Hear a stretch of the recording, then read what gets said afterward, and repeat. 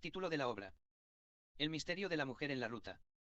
Desperté en una cama con barandas, habitación de paredes blancas y muchos aparatos médicos de alta complejidad. El frío era intolerable, no podía dejar de temblar. Tampoco podía moverme y mucho menos recordar.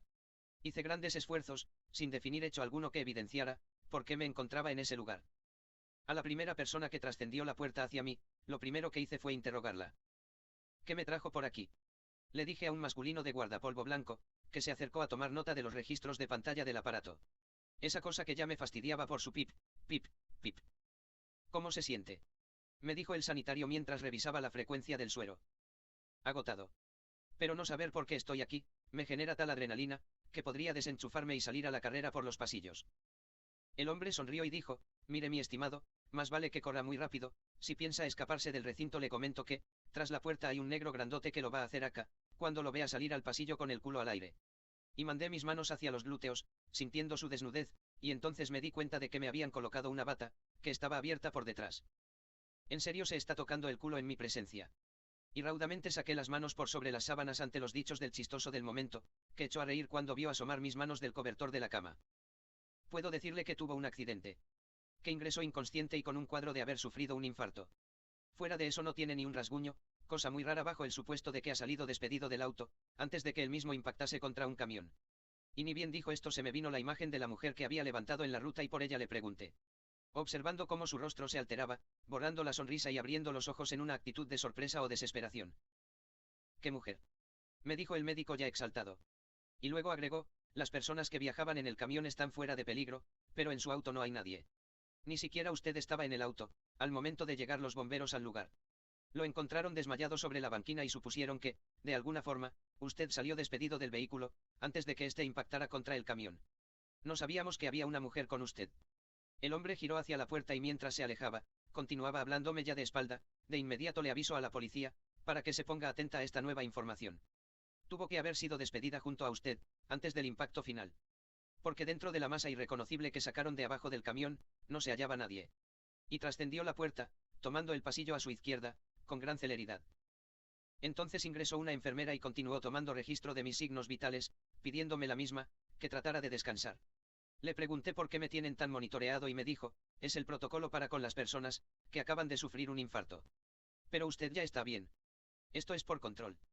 Cuando le terminen de hacer todos los estudios, en busca de las secuelas que pudo haber dejado la crisis cardíaca, si no hay algo que atender, seguramente le darán el alta. Tenga paciencia y trate de descansar.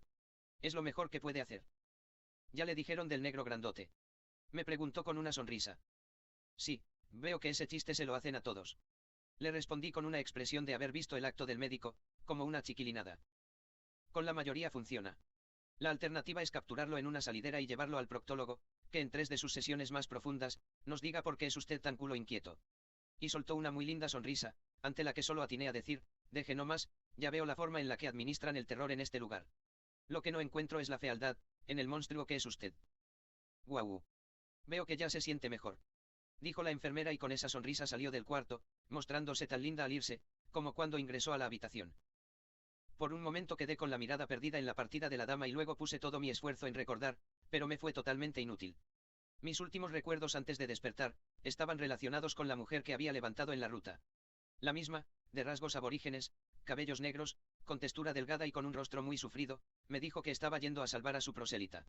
Le pregunté, si acaso ella está en peligro, ¿por qué no llamas a la policía?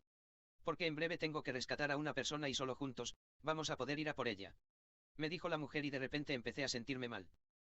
Recuerdo que venía manejando y se me empezó a dormir el brazo izquierdo. Agarré con firmeza el volante con la mano derecha, porque la izquierda se encontraba indolente. Un gran hormigueo corría por todo el brazo comprometido. La mujer me miró diciendo, no te asustes. Confía en mí. Trataré de ayudarte.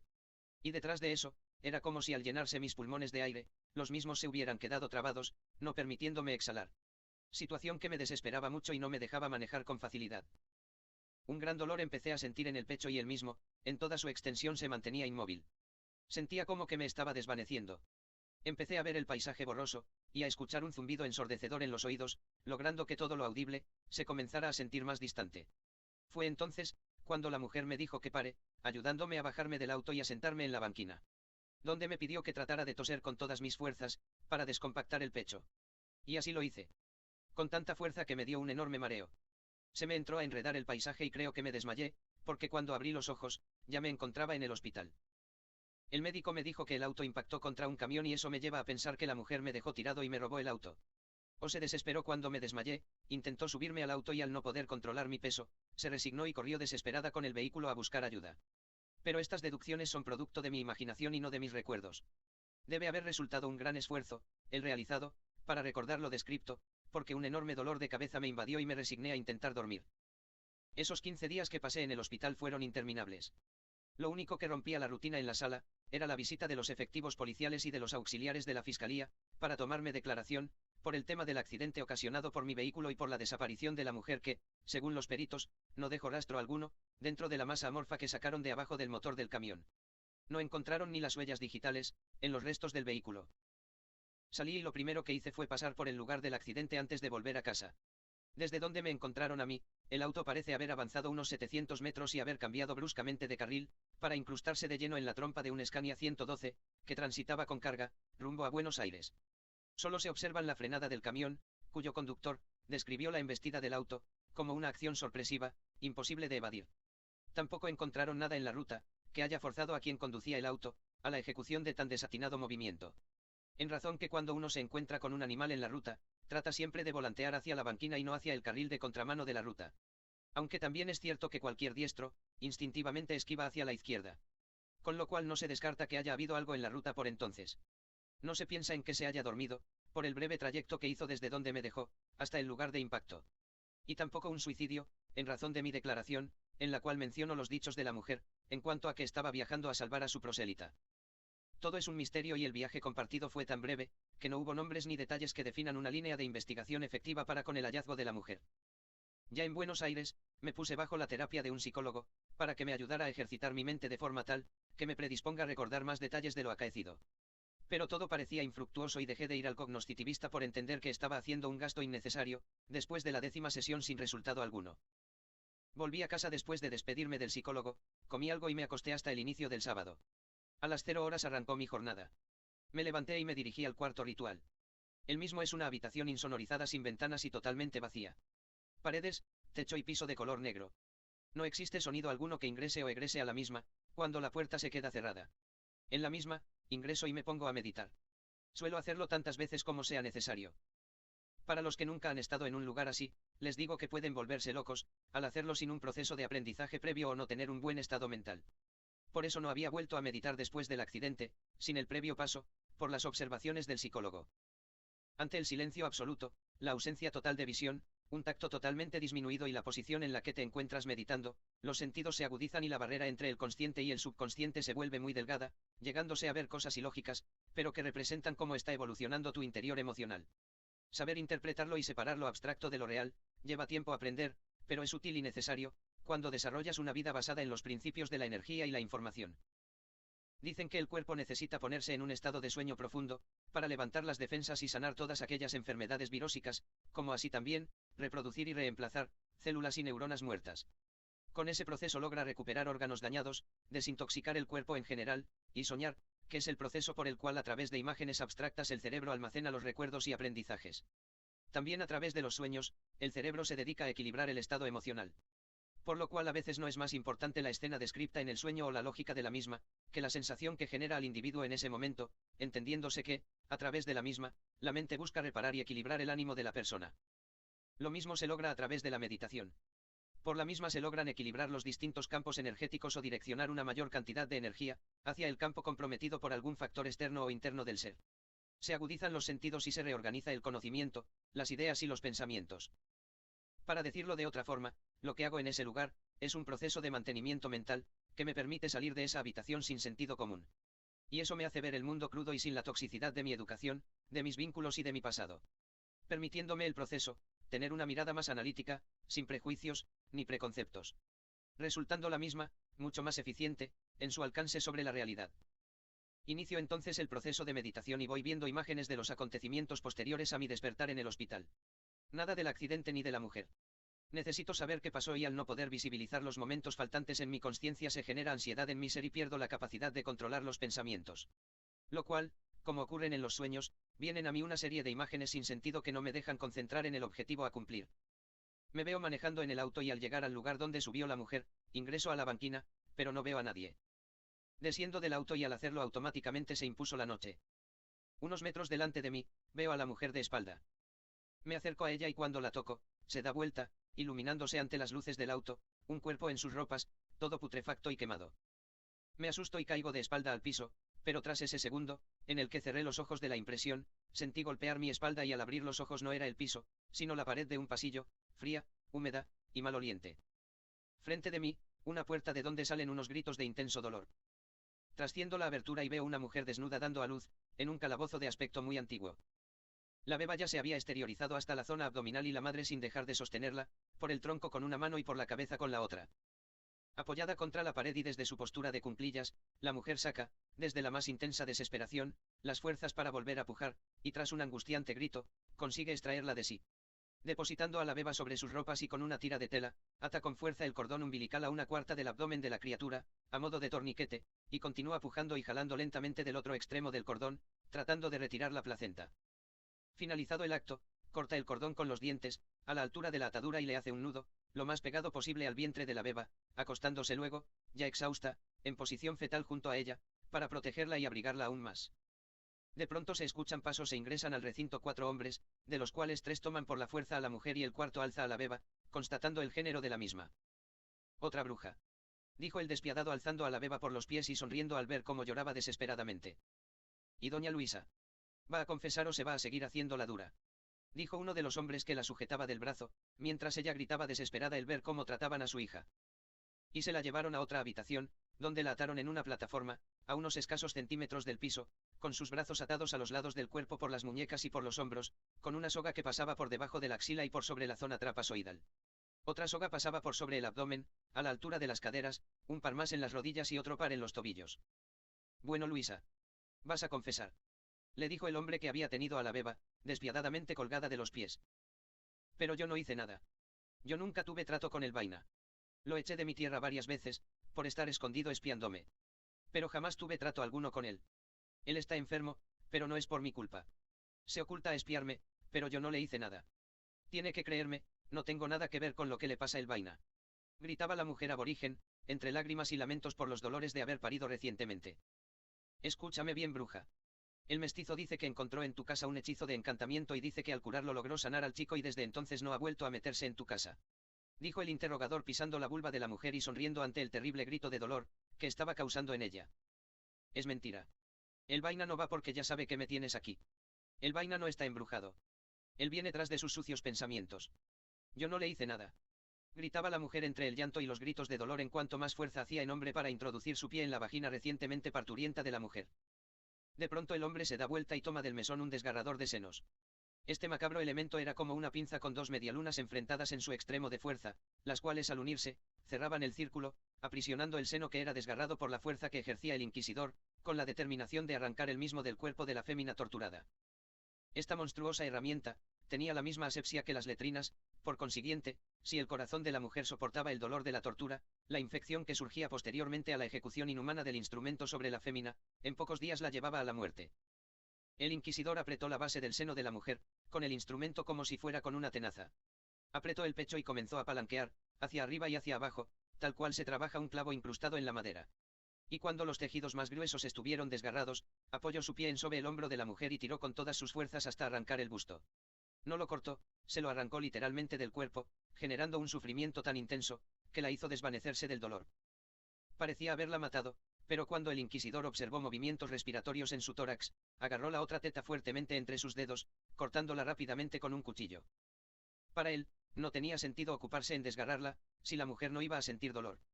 Pero le generaba la mayor de las torturas, al perder la capacidad de alimentar a su hija. Lo que hacía suponer al torturador, una mayor oportunidad de extraer la confesión esperada de la fémina. El monstruo, arrojó en seno de la mujer contra la pared y este cayó al piso, después de dejar una mancha de sangre en el muro. Y les dijo a los hombres presentes, llevadla a su celda. Dejadle la beba, ropas y trapos para que se vista y abrigue a la brujita. Ya es suficiente con lo que va a sufrir al verla morir de hambre. Y así la llevaron inconsciente y tras varias horas de desmayo, los gritos de la criatura la despertaron y tremendamente herida, fue a buscar a su beba, dando gracias que en ese lapso la misma, no había sido atacada por ninguna de las ratas del lugar. Se vistió y la abrigó, estallando en llanto ella también, ante la impotencia de no poder alimentar a su hija. Perdón, hija mía. Perdón. Sé que tienes hambre. Dijo a su hija mientras la acunaba en sus brazos y trataba de pensar en qué hacer, para que la misma logre sobrevivir, a la terrible situación por la que estaban pasando. La beba se dormía exhausta de tanto llorar, cuando por debajo de la puerta le pasaron pan y una cazuela de barro con agua. Ella se movió sigilosamente con ánimo de no despertar a la beba. Bebió la mitad de agua, tomó la pequeña horma de pan y la fue comiendo de arriba hacia abajo, pretendiendo dejarle una forma de vasija, al extraerle toda la miga, dejándole las partes más sólidas, que conforman la cáscara del empanado. Luego de unos minutos la aborigen regurgitó parte de su ingesta, dentro del recipiente que había constituido con la pieza de pan. Acunó la beba en uno de sus brazos y empezó a llevar agua a su boca, mojando sus dedos en la cazuela y cuando la beba despertó y empezó a chupar sus dedos, untó el índice en el vómito y se lo llevó a la boca de la beba. Ella sabía que el cuerpo de su hija aún no estaba listo para comer, pero no tenía otra forma de mantenerla con vida, hasta que llegara el inquisidor y suplicara piedad por la vida de ella. Y así, alternando la miga de pan disuelta por los jugos gástricos de ella y el agua para que no sintiera tanto lo agrio de la misma, pudo por lo menos ese día darle algo de comer a la beba. Con el correr de las horas la mujer empezó a levantar fiebre y pese a que la alimentaban un par de veces al día, no había médico que la atendiera y con los dos grandes focos de infección en su cuerpo, uno en la zona vaginal y otro en las heridas resultantes de la extracción de sus senos, la muerte ya llegaba en su aroma putrefacto, en cual brotaba de sus carnes y atraía moscas y ratas, con lo cual era muy peligroso dormirse, sobre todo en la noche. Al segundo día ya deliraba y tenía alucinaciones. En alguna oportunidad vio a una rata que estaba sobre ella y después de revolearla por el suelo, se arrastró hacia la misma, al darse cuenta que se trataba de su hija, después de escuchar su llanto. Al llegar nuevamente el inquisidor la mujer apenas hablaba y la beba totalmente debilitada se la pasaba durmiendo. La mujer en su agonía preguntó al torturador que, si se confesaba culpable de las acusaciones en su contra, podía en virtud de su arrepentimiento, contar con el bautismo y la bendición del cura, tanto para ella como para su hija y que ambas fueran enterradas al fondo de sus tierras junto a sus padres. Este se dirigió al inquisidor, el cual aceptó la propuesta y tras la confesión escrita y firmada por la aborigen, ambas mujeres fueron bautizadas y al momento de perder el conocimiento doña Luisa, pusieron su cuerpo en un ataúd y la beba entre sus piernas. La criatura apenas abría los ojitos y ya no tenía fuerzas ni para llorar, con lo cual el cura dijo, aún está viva. No será por mucho tiempo, dijo el inquisidor. Y ordenó cerrar la tapa de la caja y enterrar los cuerpos antes de medianoche. El ataúd fue trasladado al lugar establecido, oculto y en un horario en donde nadie transitaba las calles del pueblo. Pero no pudo escapar a la atención de aquel muchacho que se encontraba obsesionado con la mujer. Él estaba allí, en las sombras, siendo testigo de la sepultura, pero no sabía de quién. Él solo extrañaba a esa mujer que gustaba de espiar a escondidas. Se había enamorado de su voz, de su sonrisa y de la paz que había en los lugares donde ella se encontraba. La ausencia de la mujer le hacía extrañar el aroma de sus comidas, las dulces canciones que solía cantar en la mecedora, mientras acariciaba su panza y disfrutaba de los movimientos de su bebé en ella. Y toda esa añoranza lo mantenía en vilo de todos los movimientos que sucedieran en el lugar. Aunque cada vez le resultaba más difícil escaparse de su madre, el amor que sentía lo llevaba a encontrar el descuido, la oportunidad, la circunstancia, que le dé la dicha de volver a verla por lo menos un instante más. Fue muy inteligente doña Luisa al pedir ser bautizada. Con ello ambas, madre e hija, se libraron de ser quemadas en la hoguera. Los hombres del inquisidor abandonan el lugar, dejando atrás el resultado de la mayor inhumanidad ejercida contra quienes definían como herejes. No significando otra cosa este término, que la forma de llamar a una persona disidente, que se aparta o se niega a someterse a la doctrina, impuesta por una organización, en este caso político-eclesiástica. De pronto la luna ilumina el movimiento de la pala sobre la tumba y la apertura de la caja se hace realidad. El chico rompe en llanto a ver la mujer muerta y al levantar la beba se percata de que la misma aún se encuentra con vida. El muchacho, es sorprendido por el padre, con la beba en brazos y llorando sobre la tumba de la mujer. Tapa la caja, cierra la fosa y hace un pacto de silencio con el hijo, llevando a la beba a un burdel, para que las mujeres pudieran hacerse cargo y la hicieran pasar como la hija de una de las féminas de la casa, manteniéndola oculta de quien la busque. Otorgándole en ese acto, una oportunidad de sobrevivir, a la persecución que injustamente pesaba sobre ella. Las mujeres, que conocían a la madre y eran a quien recurrían para la sanación de las infecciones y enfermedades que incorporaban físicamente, en el desarrollo de sus labores sexuales, tuvieron la predisposición de llevarla de inmediato al médico y lograr así salvarle la vida. El chico siguió yendo todos los días a la tumba de la mujer y allí fue encontrado muerto, con una sonrisa en los labios, sentado sobre la tumba con la espalda apoyada en la cruz y el rostro mirando hacia arriba, como si hubiera muerto de felicidad, al ver a alguien parado delante de sí. Para la madre fue terrible y dijo a todo el mundo que la bruja se le había aparecido al hijo y que lo había matado en venganza por haber sido denunciada ante la iglesia del pueblo. y que todos estaban en peligro al no haber quemado el cuerpo de la bruja. Se levantó una pueblada que entró en la propiedad de la difunta y destruyeron todo a su paso, hasta que llegaron a la zona del cementerio. Lugar donde se llevaron la sorpresa de no encontrar el cuerpo. Uno de los hombres presentes, con la entrada al bosque de fondo, señaló la silueta de una mujer. Todos caminaron hacia ella y en medio del claro sus pies quedaron adheridos al piso. Solo un hombre pudo seguir la marcha hacia ella, siendo este, el padre del niño fallecido. El hombre llegó a unos 2 metros de la mujer y se arrodilló en llanto, mientras la pueblada seguía tratando en la lejanía del claro, de despegar sus pies el suelo. «Tú mataste a mi hijo», dijo el hombre, cuestionando a la mujer que se encontraba ante sus ojos. «Mi hijo, le salvó la vida a tu hija. ¿Por qué lo mataste?», volvió a cuestionar a la mujer.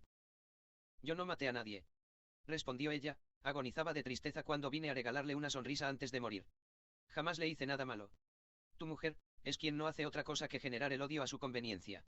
Y su deseo de venganza trascenderá su vida, llegando a los nietos de los nietos. Quienes se harán de muchos inocentes, en cumplimiento de esa venganza, iniciada por la locura de una mujer que amaba a su hijo, con la intensidad suficiente como para matar, a quien pudiera distanciarlo un momento de ella. El pueblo estará maldito, pero no por mí. Será su odio el que envenene los corazones de la pueblada y los llevará a destruirse mutuamente». Y al terminar sus palabras ella se adentró en el bosque y la pueblada recuperó su movilidad, yendo a interrogar al hombre, porque desde donde estaban no habían podido escuchar el diálogo. Pero el hombre no volvió a hablar y todos pensaron que era una maldición más de la bruja. El gentío se adentró en el bosque y llegando al próximo claro en absoluto silencio, solo se dedicaron a observar, bajo la cubierta de la arboleda. Ellos solo conocían la historia de Jesús y a más nadie, habiendo resucitado, lo cual los llenaba de curiosidad y de un inmenso temor, a los poderes que podía llegar a tener un ser, capaz de algo así, pero viniendo esa fuerza del maligno. Y la vieron detenerse en el medio del claro a observar la luna. De pronto el silencio se hizo absoluto. Al punto que podían escucharse, el sonido del aire entrando y saliendo de las fosas nasales del gentío, que agazapado observaba y escuchaba, rezarle a la luna la bruja. «Mi señora. Yo soy, quien me has pedido que sea. Soy a quien has sabido iluminar, en cada uno de mis actos. Quien respeta la vida y la naturaleza, viviendo en empatía y respeto con todos los seres de la creación. Soy quien tiene el poder de llamarte y pedir que te sirvas de mi vida mundana, para darme paso a la espiritual. Yo tengo el poder de llamar a las fuerzas de la naturaleza para dar gracias. Dirijo mi pensamiento al sur y doy gracias al poder del fuego. Elemento del caos cuya inmensa energía es la creación, la destrucción y la transformación de toda la existencia. Fuente de voluntad, fuerza y perseverancia. Manifestada en la carne como el ego del ser. Dirijo mi pensamiento al este y doy gracias al poder del aire. Elemento que se constituye en la acción y reacción. En verdad y consecuencia. En la inteligencia y astucia, para resolver conflictos con las existencias ajenas al ser. Dirijo mi pensamiento al norte y doy gracias al poder de la Madre Tierra. Fuente de todo sustento y desarrollo. Quien brinda refugio y define los caminos a transitar por el ser. Dirijo mi pensamiento al oeste y doy gracias al poder del agua. Elemento donde se gesta la vida misma y que nunca deja de ser imprescindible para vivir. Constituyéndose en los sentimientos, las emociones, la higiene y la sanidad del ser. Y habiéndome despedido de la naturaleza, dando gracias a los 4 elementos que la rigen, reclamo mi derecho a trascender en paz, el portal de la vida, para continuar mi camino de evolución en el más allá de esta inferior existencia. Dicho esto, la mujer cayó al piso. Sus pupilas se dilataron aún más y se apagó el brillo de sus ojos, no reflejando en ellos, ni la luz de la enorme luna que dominaba la escena del lugar. Quienes observaban pudieron ver tras la caída del cuerpo, una masa a forma, transparente, tenuemente iluminada, salir del óbito y apagarse fuera de él, volviéndose invisible ante los presentes en el lugar. El gentío desde las sombras, alentados por el miedo, ve la oportunidad de rociar el cuerpo con querosene, e inflamar el resto de humanidad, de quien fue señalada para morir, siendo víctima del desprecio y el odio de una mujer, que nunca se sintió dueña de la cama de su marido, ni del amor de su hijo, tan cual deseaba que fuera. Personaje este, que encontró en la marginalidad de la creencia religiosa de doña Luisa, el punto a apuntar de sus acusaciones, nefastas para los señalados de la época. Transformándose en la acusadora de un amarre espiritual, en el que constituyó como víctima a su pareja y, en una maldición establecida sobre su hijo que le ocasionó deformaciones y trastornos madurativos, seguidos por la fascinación de permanecer todo el tiempo buscando la compañía de doña Luisa. Y en esa noche de luna llena, el astro fue testigo de la quema y la vigilia de la chusma, que se deleitaba con el poder que ejercía, sobre un cuerpo vacío del ser, que descansaba en paz y listo para volver a la madre tierra, bajo los designios de la naturaleza. Entonces sonó el teléfono, llevándome a mi realidad. Al parecer me había quedado dormido y tuve en el acto, este muy extraño sueño. Me desperté en forma fetal sobre el piso, con mucho frío y sin recordar cuándo abandoné la postura de meditación. Por lo pronto voy a atender el teléfono, porque algo me dice que es importante. Hola. Sí, comisario, yo soy Carlos Fabricio Rudal, pero no soy el fiscal del turno. En la teoría tengo licencia médica por un accidente de tránsito, no tengo ni idea quién está de turno en el día de la fecha. Y quedé impresionado al escuchar las frases subsiguientes del emisor de la llamada. ¿Cómo me dijo que se llama la mujer que le pidió que me llame? Bernarda González. No, no tomé nota, pero estoy grabando la llamada. La verdad que no recuerdo encontrarme con un caso abierto por la desaparición de una persona. Ella dice que ya estuvo hablando conmigo. Bueno, que me aguarde en el lugar, salgo para allá. No. No la recuerdo, pero tuve un accidente y tengo algunas lagunas mentales desde entonces, y si dice que estuvo conmigo antes del accidente, me interesa, porque solo 5 personas muy importantes saben de los hechos. Le pido que le compre un desayuno, por favor, llego y le reintegro el dinero. Hágame la gauchada, que por lo que me describió, parece una persona muy humilde. Y le corté al comisario, alistándome para salir prontamente al encuentro de esa señora, a la que no recuerdo conocer, pero que haya sabido estar hablando conmigo antes del accidente, capta toda mi atención. Todos sabemos que el tráfico de Buenos Aires es muy traumático. Por lo cual decidí movilizarme en subte para acercarme al lugar de la comisaría, con una mayor celeridad.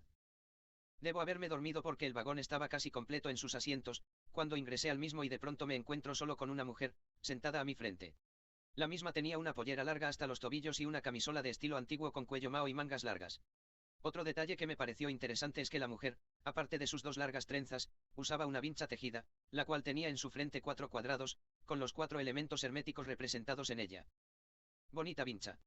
Le dije a la dama que también, al igual que la que me estaba esperando en la comisaría, tenía cierto aspecto aborigen, más allá de su vestimenta.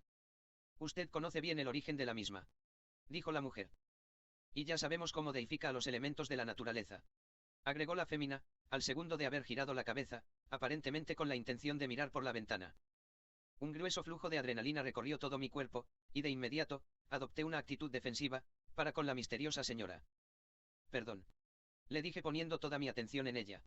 Y antes de que le dijera, que no había comprendido sus dichos, la mujer volteó la cabeza hacia mi persona, y al segundo de quedar a sus vistas, se carbonizó. De un salto quedé en el pasillo y al ver que la osamenta, tristemente cubierta de carne y trapos quemados, se paraba e iniciaba su persecución para conmigo, retrocedí sin quitarle la vista de encima, en dirección al fuelle de unión de vagones, que se encontraba a mi espalda.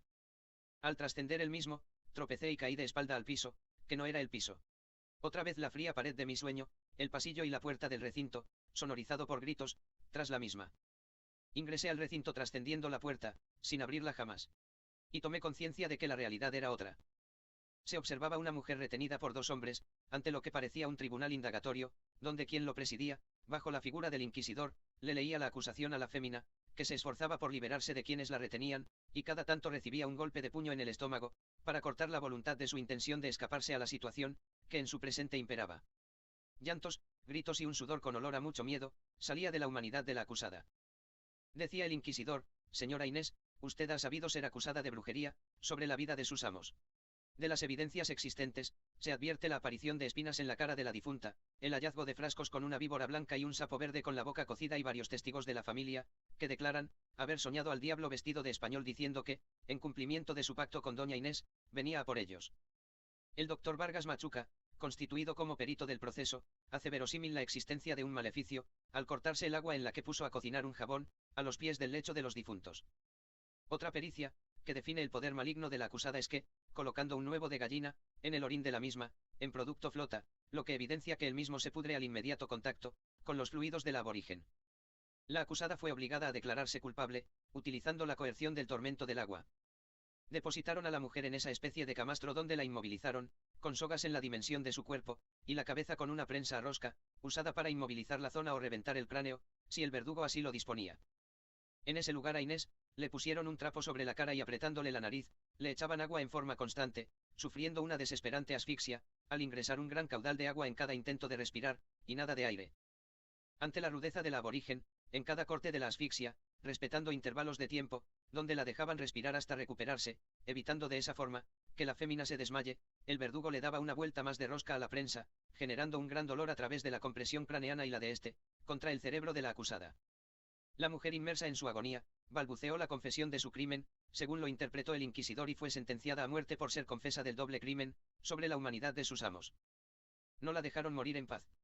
Tenía sangrados por los oídos y fosas nasales. Sus ojos ya estaban prácticamente fuera de sus concavidades y con la quijada quebrada, su maxilar inferior colgaba involuntariamente. No caminaba, no veía y no escuchaba, secuelas todas de las distintas venas cerebrales, que se fueron reventando por la presión ejercida por la prensa. La maniataron de los tobillos y la llevaron arrastrando hasta el garrote vil, que se encontraba emplazado, sobre una hoguera. Este instrumento, era utilizado por los españoles, para la ejecución de la pena de muerte, a través del cual la persona era sentada de espalda a un tronco enterrado verticalmente en su extremo inferior, con una base en la zona media, sostenida por una ménsula para que sirva de asiento del condenado. El sentenciado, era sentado e inmovilizado. El sistema contaba con una abrazadera que aprisionaba el cuello de la persona, y a través de la rotación de una mariposa, el tornillo que tenía una pelota de hierro en la punta, avanzaba en la dirección contraria a la de la abrazadera que se venía enroscando en el tornillo. Esto en algún momento se volvía letal porque la punta del tornillo rompía las vértebras del cuello, incluso antes de generar el ahorcamiento del sentenciado. En este caso, la ensaña contra la humanidad de Inés fue tan grande que la desnudaron ante los presentes, quedando expuesta la rebeldía de la mujer, en las cicatrices de los muchos azotes recibidos de sus amos. Y para hacerla sufrir aún más, la colocaron en el garrote y le ajustaron la mariposa, solo para inmovilizarla, sofocando el caudal respiratorio con la presión del instrumento sobre el cuello, sin darle la oportunidad de perder la consciencia por asfixia o directamente la muerte, por el quebrantamiento de vértebra alguna. Nunca quisieron ejecutarla en el instrumento como decía la sentencia. Y prendieron la hoguera cuando aún estaba consciente, haciéndola padecer todo el sufrimiento de sentir quemarse viva, ante la mirada ansiosa de la chusma, que atestiguaba la macabra escena de su sentencia. La falta de piedad de su verdugo y del paso del fuego, que intentó destruir la poca humanidad reconocible en su cuerpo, hicieron escuchar sus gritos hasta los rincones más recónditos del poblado. Verla desvanecerse, fue un alivio. Pero la lluvia se hizo presente y la fémina quedó tristemente constituida, como cuando me corrió en el tren. Agaché la cabeza, en señal de respeto y me di la vuelta para continuar mi camino, sin saber dónde, sin tener el más mínimo indicio, del lugar donde me encontraba. Nadie tuvo la contemplación de bajar el cuerpo, los parientes por temor a las represalias, el gentío porque aguardaba refugiado del paso de la lluvia, y la comisión de ejecución, porque realmente no le importaba. Cuando la lluvia comenzó a castigar con fuerza en cuerpo de Inés, comenzaron a escucharse sus lamentos, que se sumaban a los murmullos de las chusmas, al verla tener una mínima movilidad. Todos la imaginaron muerta y no entendían de dónde sacaba fuerzas para vivir. Una señora de unos 80 y tantos años, acudió al reclamo de «Ma». Y sin importarle lo que hicieran con su vida, se colgó de la manija del tornillo del garrote, la cual giró bruscamente, hasta que ambas mujeres encontraron paz, tras encrujir de huesos. Todos vieron el sufrimiento de la madre de la sentenciada, y sin importar lo que haya hecho, surgieron varios voluntarios que le bajaron a la hija de la hoguera, subiéndola a la carreta de la anciana, para que disponga del cuerpo. Ni el verdugo ofreció resistencia a los hechos. Solo atinó a bajar la cabeza en respeto, ante el paso de la comadrona del pueblo. Sin el suficiente coraje de mirar sus lágrimas al pasar. Y ahí me desperté. El calor de tantos cuerpos consolidados en un espacio tan reducido, hizo que llegar a destino sea mucho más que una necesidad. Salir a la calle nuevamente, fue la sensación más hermosa que había llegado a sentir en todo el día. Y en las 2 cuadras de caminata a la comisaría, tuve la delicia de refrescar la vista, con el encantador ir y venir del tránsito femenino, por la City porteña. Llegué a la comisaría y me presenté en la guardia. Buenos días. Soy el fiscal Rudal. El comisario Flores me está esperando. El oficial se incorporó de la posición donde se encontraba escribiendo en el libro de guardia, y estiró la mano en gesto de formal saludo para conmigo. Buenos días, señor fiscal. Sígame por favor. Lo conduciré al lugar donde lo aguarda el comisario. Y me llevó hasta la cocina, donde se veía al uniformado que me había llamado, a las risas con una mujer ya adulto mayor, de un aspecto aborigen y una sonrisa tan dulce que me llenaba de paz disfrutar de ella. Pase, señor. Me dijo la autoridad a cargo de la dependencia y se acercó hacia mí, para extender su mano y proseguir con sus palabras. Acá lo dejo con esta belleza del monte tucumano. La verdad que quisiera quedarme todo el día a escuchar sus historias, pero usted sabe cómo es el servicio. Lo dejo con la gracia de esta dama, de la que es muy fácil encariñarse, así que tenga mucho cuidado de caer en su encanto. Yo sigo trabajando. ¿Tiene café, tostadas y para cualquier otra cosa que necesite, le dejo un agente cerca para que lo asista? Así que, si me disculpa, voy a tener que retirarme. Gracias. Pero dígame qué le debo. Le dije al comisario, en razón de que salió de mi parte, que él asumiera el compromiso de otorgarle el buen trato a la señora y asistirla nutricionalmente, hasta que fuera posible mi arribo al lugar. Nada. Despreocúpese. Esa señora casi me cambió la vida. No tiene nada que pagar. Tenga usted un muy buen día. Y el hombre volvió a entrar a la cocina. Echó rodilla a tierra delante de la anciana y éste le dijo, me da su bendición. A lo que la mujer puso una mano sobre la cabeza del comisario y otra en su pecho a la altura del corazón, diciendo las siguientes palabras, que tengas buena vida, la salud para disfrutar de ella y los afectos, para que tenga sentido vivirla. Gracias. Dijo el hombre, se incorporó y salió del recinto, dejándome a solas con la mujer que estaba de espaldas a la puerta, pero yo sentía que sin hacerlo físicamente, ya me estaba observando. Rodeé a la misma y me dirigí donde me aguardaba la silla vacía. Al pararme frente a ella, vi cómo se le iluminó la mirada y su sonrisa me cautivó. No había mentido el comisario. Tenía una energía, que me llenaba de paz y me predisponía de la mejor manera para con ella. Buenos días, señora. Le dije a la dama y le tendí la mano para saludarla de modo formal. La mujer tomó mi mano con ambas suyas y la examinó. Y al soltarla dijo, gracias por su deseo. Lo mismo espero de la vida para con usted. Me senté, le ofrecí un café, el cual no aceptó, me serví y me dispuse a iniciar el diálogo con ella. Me dice el comisario que usted necesitaba hablar conmigo. Y no le ha mentido. Contestó de inmediato y con una sonrisa. Vengo a ayudarle a salvar a la niña. Y mi cara se transformó en una incógnita aún mayor, al sentir que su respuesta fue el disparador, para que volvieran a mi mente, las imágenes y diálogos que mantuve con la mujer que levanté en la ruta. Disculpe. A mí nadie me dijo nada. Y ante mi respuesta la mujer afirmó, se llamaba Clara y no nadie, quien le salvó la vida a cambio de su misión. Y pensé hacia mis adentros, mientras seguía escuchando la oratoria de la fémina, en la posibilidad de que a quien tenía que rescatar la mujer, para que éste la acompañe a salvar a su prosélita, era yo. Clara murió en 1719. Acusada de brujería por un aborigen de nombre Sacristán, oriundo del valle de Culalao. Este hijo de la madre tierra, convertido al catolicismo que, con solo ver el orín de la enferma, supo definir que estaba hechizada y que había sido doña Clara, quien guardaba responsabilidad de eso. Según él, supo constituir la comida de la enferma, con líquidos de vísceras putrefactas, provocando una intoxicación que la puso al borde de la muerte. Clarita fue desmembrada en el potro y la dejaron desangrarse en el lugar. Doña Bernarda. Usted me está diciendo que tuve a un fantasma como compañero de viaje. Y rauda y muy sarcásticamente respondió. ¿Y usted? ¿Sería capaz de faltar a la verdad, delante de esta vivida anciana, insinuando que jamás se involucró con el mundo espiritual?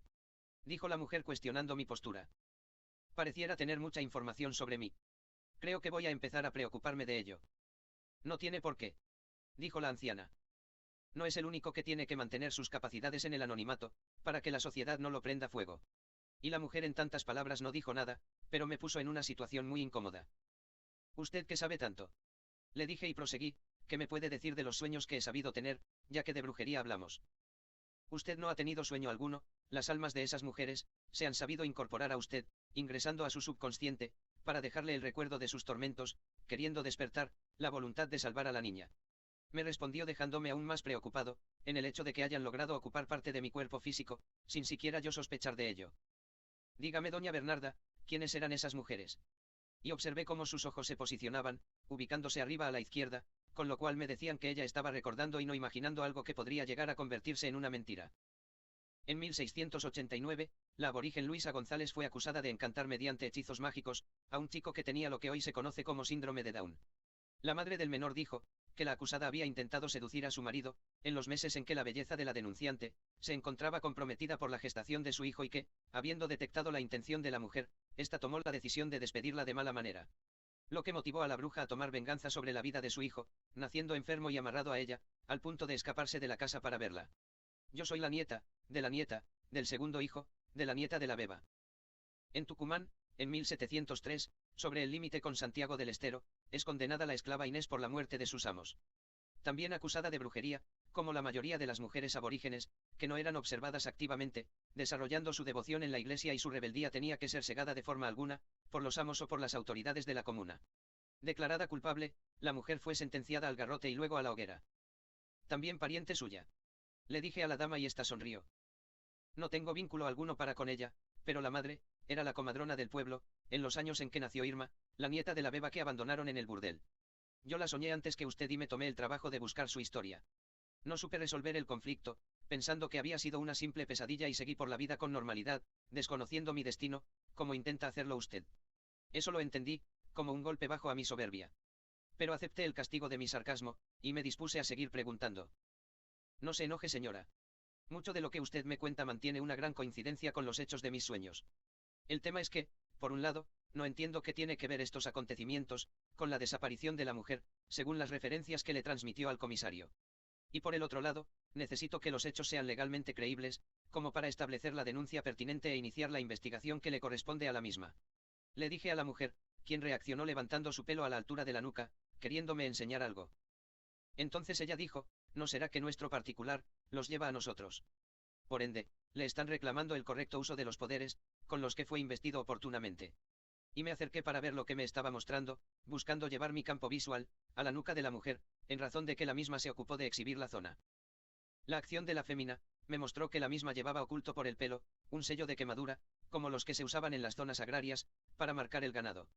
Sello acuñado, en la punta de una vara de hierro, que es puesto a las brasas hasta que levanta una temperatura suficiente, como para quemar el pelo y el cuero del animal, dejando una cicatriz permanente, la cual replicaba la confección del cuño. De la misma forma, la mujer tenía sellada una luna en cuarto creciente, con ambas puntas hacia arriba y colgando de ella, la cruz de San Juan, según los católicos o cruz invertida, para quienes luego le dieron una simbología demoníaca. Yo identifico, a toda la simbología de la quemadura en su conjunto, como el símbolo de Lilith. Diosa sumeria o aqueidia, que se dice fue la primera mujer que le fue otorgada a Adán, de gran temperamento y libre pensamiento. Cualidades que la llevó a enfrentar a Adán y mirarlo con insignificancia, lo que motivó que fuese expulsada del Edén y le sea asignada posteriormente al hombre, una mujer con el nombre de Eva, la cual dicen que al haberla hecho extrayendo una costilla del varón, la nueva hembra se desarrolló totalmente dependiente de él. Para aumentar el rechazo por esta diosa de los antiguos politeístas y que nadie le rindiera culto, se dijo que era un demonio que robaba a los niños de sus camas por las noches. Lilith es el símbolo de la rebeldía e independencia femenina, siendo venerada por muchas religiones paganas y hasta constituye un símbolo filosófico de la explosión de los movimientos feministas del viejo continente. Discúlpeme mi estimada. Pensé que pertenecía a la religión Wicca. Y volviendo a sentarse como al inicio de la conversación me respondió. No es así, caballero. Los wiccanos responden a las enseñanzas de Gerald Gardner, quien tomó los resabios de las religiones perseguidas en la antigüedad, basadas en el poder de la mente, el cuerpo y el espíritu, buscando la iluminación, a través de una deidad masculina y otra femenina, que se encargan de mantener el ciclo de la vida en la naturaleza. Y se constituyeron, allá por los inicios del siglo XX. Los mismos buscan transformar el mundo, generando cambios en la naturaleza, con el ejercicio del poder desarrollado. Son una variante de los que se suelen denominar brujos verdes. Y yo respeto los designios de la naturaleza, que viene del plano superior y no, la del que habitamos en este momento. Yo respeto a quien me guarda y guía, y se constituye como la compañera de uno de tus guías espirituales. Quien representa al fuego dentro de los elementos herméticos. Quien, desde el sur, guía tu rumbo y te empodera. Quien fuera contemplado como el señor de este mundo, que vigilaba y acusaba de sus bajezas al hombre, en el juicio final. Y quien, a conveniencia de las religiones modernas, pasó a ser considerado como el adversario, creando en ese acto la ambigüedad, que le dio a los monoteístas, la capacidad de gobernar a sus fieles a través del terror. El bien y el mal es tan real, como la conveniencia humana. Y los dioses de la antigüedad, son los demonios de los tiempos modernos. La verdad, solo la saben los muertos. Quienes vuelven al inicio de la existencia. No así, los que permanecen en el plano, atrapados y resentidos con lo que aún les toca vivir. Ambos sabemos que en el campo espiritual el bien y el mal, no tiene ese idealismo humano y que el poder del ser, está en la información que posea y cómo la utilice para engrandecerse. Dioses, ángeles y demonios, han sabido salir de la mente humana, en su gran imaginación y muy poca capacidad evolutiva, para comprender lo que existe más allá de sus narices. Sí, Carlos Fabricio Rudal, pertenecemos al mismo sendero, pero nuestro camino tiene tanta libertad y autopreparación que jamás veremos la vida y la muerte de la misma manera. Todas las mujeres que hemos soñado y tantas otras que perecieron acusadas de brujería, son de nuestra tierra nativa. Aquí no se contemplaron las religiones aborígenes con la misma vara que en el viejo continente, a los pueblos paganos. Heredando el sistema español, por el cual era necesario establecer un crimen contra la vida de las personas, para definir la pena de muerte en el acusado, sin la aceptación de la confesión a través de la tortura. Esto es muy significativo cuando vemos que en los juicios de brujería se penaba, de acuerdo al daño causado con sus actos, y el tema de los ritos o herboristería ajena a la religión oficial, eran un agravante del hecho, pero no el objeto central del castigo. Esto significó para nuestra sangrienta patria, una penalización mortal inferior a los 30 casos de los casi 150 juicios, cuando en España, hubo más de 3000 acusados de ejercer la brujería, entre ambos géneros, de los cuales llegan a ser sentenciados con pena de muerte, cerca de unos 70. Reinado este, donde los juicios, tal cual fue heredado por la Argentina, exigían pruebas ante las acusaciones y si bien no siempre se cumplía, no se aceptaba confesiones por medio de la tortura. Por otro lado, el arrepentimiento, sumado a la conversión al catolicismo, era una alternativa vigente para los delitos menores, de las cuestiones juzgadas. Alemania ha sabido ser mucho más cruel, entre el siglo XVII y XVIII, al ejecutar cerca de 30.000 personas acusadas de brujería. De los cuales casi 300, eran niños menores de 7 años. Le sigue Francia con unos 12.300 e Inglaterra sin llegar a los 2.000. Siendo varones, tan solo el 25% de las 80.000 personas sometidas a juicio en toda Europa. Veo que se encuentra muy bien informada en el tema. Acoté en ese segundo que se tomó para respirar un poco, esperándome de la oportunidad de llevar la conversación a lo importante. ¿Tuvo algún otro sueño, que guarde relación con los míos? Dirigiéndome ahora en un tono más ameno y respetuoso, con quien, en su momento, me supo ubicar. Le repito que los mismos no son sueños y sí, han sabido venir a mi conciencia, imágenes de mis antepasados, pero para usted no son importantes. A cada uno le viene lo que tendrá que resolver, y si quiere saber más del tema, es hora de que se ponga a trabajar y se dé el tiempo, para concurrir donde yo me encuentro. Pero usted se encuentra acá, no significa un esfuerzo seguir hablando del tema. Y me sonreí, lo que provocó la transformación del rostro de la señora. Veo que la frecuencia de su espiritualidad está tan baja, que la realidad le pasa por las bolas y se le frunce el ojete sin que siquiera tome conciencia de ella. Ante la reacción de la mujer, quedé totalmente estupefacto. Jamás vi indicio alguno, de una personalidad en ella, capaz de exhibir tal verborragia. Despierte, señor Rudall. Cuando usted intenta subestimarme, yo ya fui y vine del plano espiritual, trayendo como su nombre de religión, Bunou. Así que el haber sido reconocido por el hombre, como señor y duque de los seres de la noche, temido y respetado por los antiguos tártaros en una de sus tantas manifestaciones en este plano, no quita que le pueda dar un tirón de oreja, cuando desde la comodidad de su carnalidad, intente evadir la responsabilidad de su investidura. Usted ha sido designado para resolver la crisis, antes del inicio de una venganza que, fundamentada en la vida extinta de una mujer mal juzgada, 323 años después, puede llegar a causar una guerra que el presente, no sabrá explicar a los muertos ni a los vivos que, correrán espantados ante los portales que se abrirán en ella. Sé que su conciencia es limitada por la carne en este momento y que aún no es consciente de todo su poder, deberá elevarse nuevamente y romper el velo, necesitamos de todo su ser. Búsqueme en la Salamanca de La Rioja. Allí se abrirá el primer portal y depende de cuánto haya recuperado de su conciencia superior, lo que suceda de ahí en más. La mujer se paró y se dirigió hacia uno de los rincones de la cocina y un anillo de luz, con la circunferencia de su cuerpo, se definió a una palma sobre la altura de su cabeza. La misma, volteó a observarme y antes de su partida me dijo, señor Rudall, vuelva al origen y despierte su espíritu adormecido por lo mundano de su vida. Las fuerzas que se preparan a ejercer sus influencias en este plano, son mucho más que peligrosas. Y finalizados sus dichos el aro de luz cayó, perdiéndose en el piso del recinto, desapareciendo a la mujer en la acción recientemente ejecutada. Yo me quedé tan impresionado por la partida de la mujer, como de los dichos últimos de la misma. Hace unos días era un hombre que milagrosamente salvó su vida, al tener un infarto al volante y hoy soy un antiguo dios tártaro, capaz de manipular los 4 elementos herméticos, venido a demonio por las religiones modernas. Y lo que más me preocupa, es que no existió momento alguno donde sintiese que la mujer se apartó de la verdad. Por lo menos de su verdad. Mi cabeza va a mil. No quiero enloquecer y necesito volver sobre mi eje, así que lo mejor que puedo hacer es volver a la cámara ritual y aclarar mi mente. Demasiada información, para la pequeñez de mi actual cerebro. Y me puse en marcha, tratando de salir oculto por la vorágine de la comisaría, para no dar ningún tipo de explicación y evadirme de cualquier pregunta, lo más rápido posible. Con lo cual, solo le estreché la mano al oficial de servicio y le pedí, que salude de mi parte al comisario y le diga que fui requerido de urgencia. Que sepa disculpar y que futuramente hablaremos y le daré personalmente gestos de mi agradecimiento. El hombre me preguntó por la señora y le dije ya se retiró, yo me demoré un tiempo más porque atendí la llamada de mi urgencia. Qué raro, no la vi salir. Dijo el oficial y haciendo hombritos y una expresión como de que no es mi problema, seguí viaje hacia mi departamento. Al ingresar al mismo lo primero que hice fue tomar un baño de inversión. Necesitaba despegar de mi cuerpo esa capa de transpiración seca, que parece tapar los poros, no dejando cumplir adecuadamente las funciones de los mismos. Lo que genera esa incomodidad que a uno lo pone muy fastidioso porque se siente, como que la respiración pulmonar no es suficiente para saciar la necesidad del cuerpo. La particularidad del baño de inversión, es que facilita la relajación muscular con lo cual me pone en una mejor situación, ante el proceso que desarrollaré en breve. Salí del baño y sin prenda alguna, me dirigí de inmediato a la cámara ritual. Donde me vestí de negro.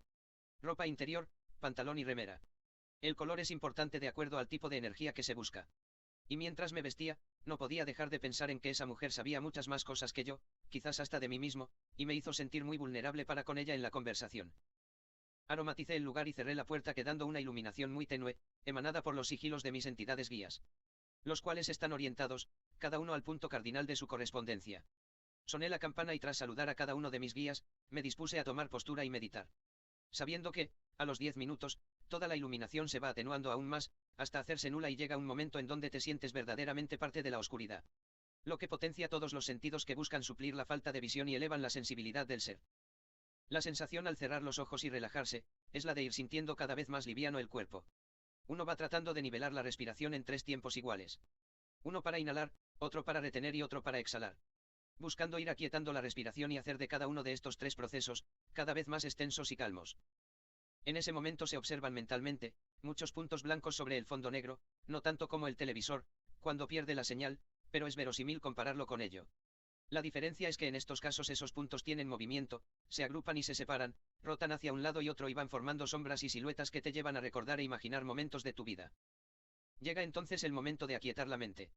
Yo trato de tomar dominio de esos puntos y agruparlos y hacerlos girar como una espiral, eso va aquietando la mente y el esfuerzo por dominar esos puntos y direccionarlos ordenadamente, te libera de esos pensamientos espontáneos que no te dejan fijar tu mente en el objetivo que te llevó a iniciar la meditación. Cuando la mente se aquieta es como que esa espiral te va absorbiendo y al exhalar la sensación, es como la de estar cayendo a un vacío absoluto, al inhalar te frenas y es como que comienzas a elevarte y al retener la respiración es como que te estabilizas, para luego caer. Sabes que estás listo para explorar tu mente, cuando ese momento de estabilidad avanza sobre las sensaciones que genera la inhalación y exhalación. Sintiéndose en forma constante la estabilidad, independientemente del ciclo respiratorio. Aquí es donde uno tiene un mayor dominio de la mente y es el momento en donde puede distribuir la energía del cuerpo, de acuerdo a las funciones que requiera reforzar o simplemente, nivelar los chakras.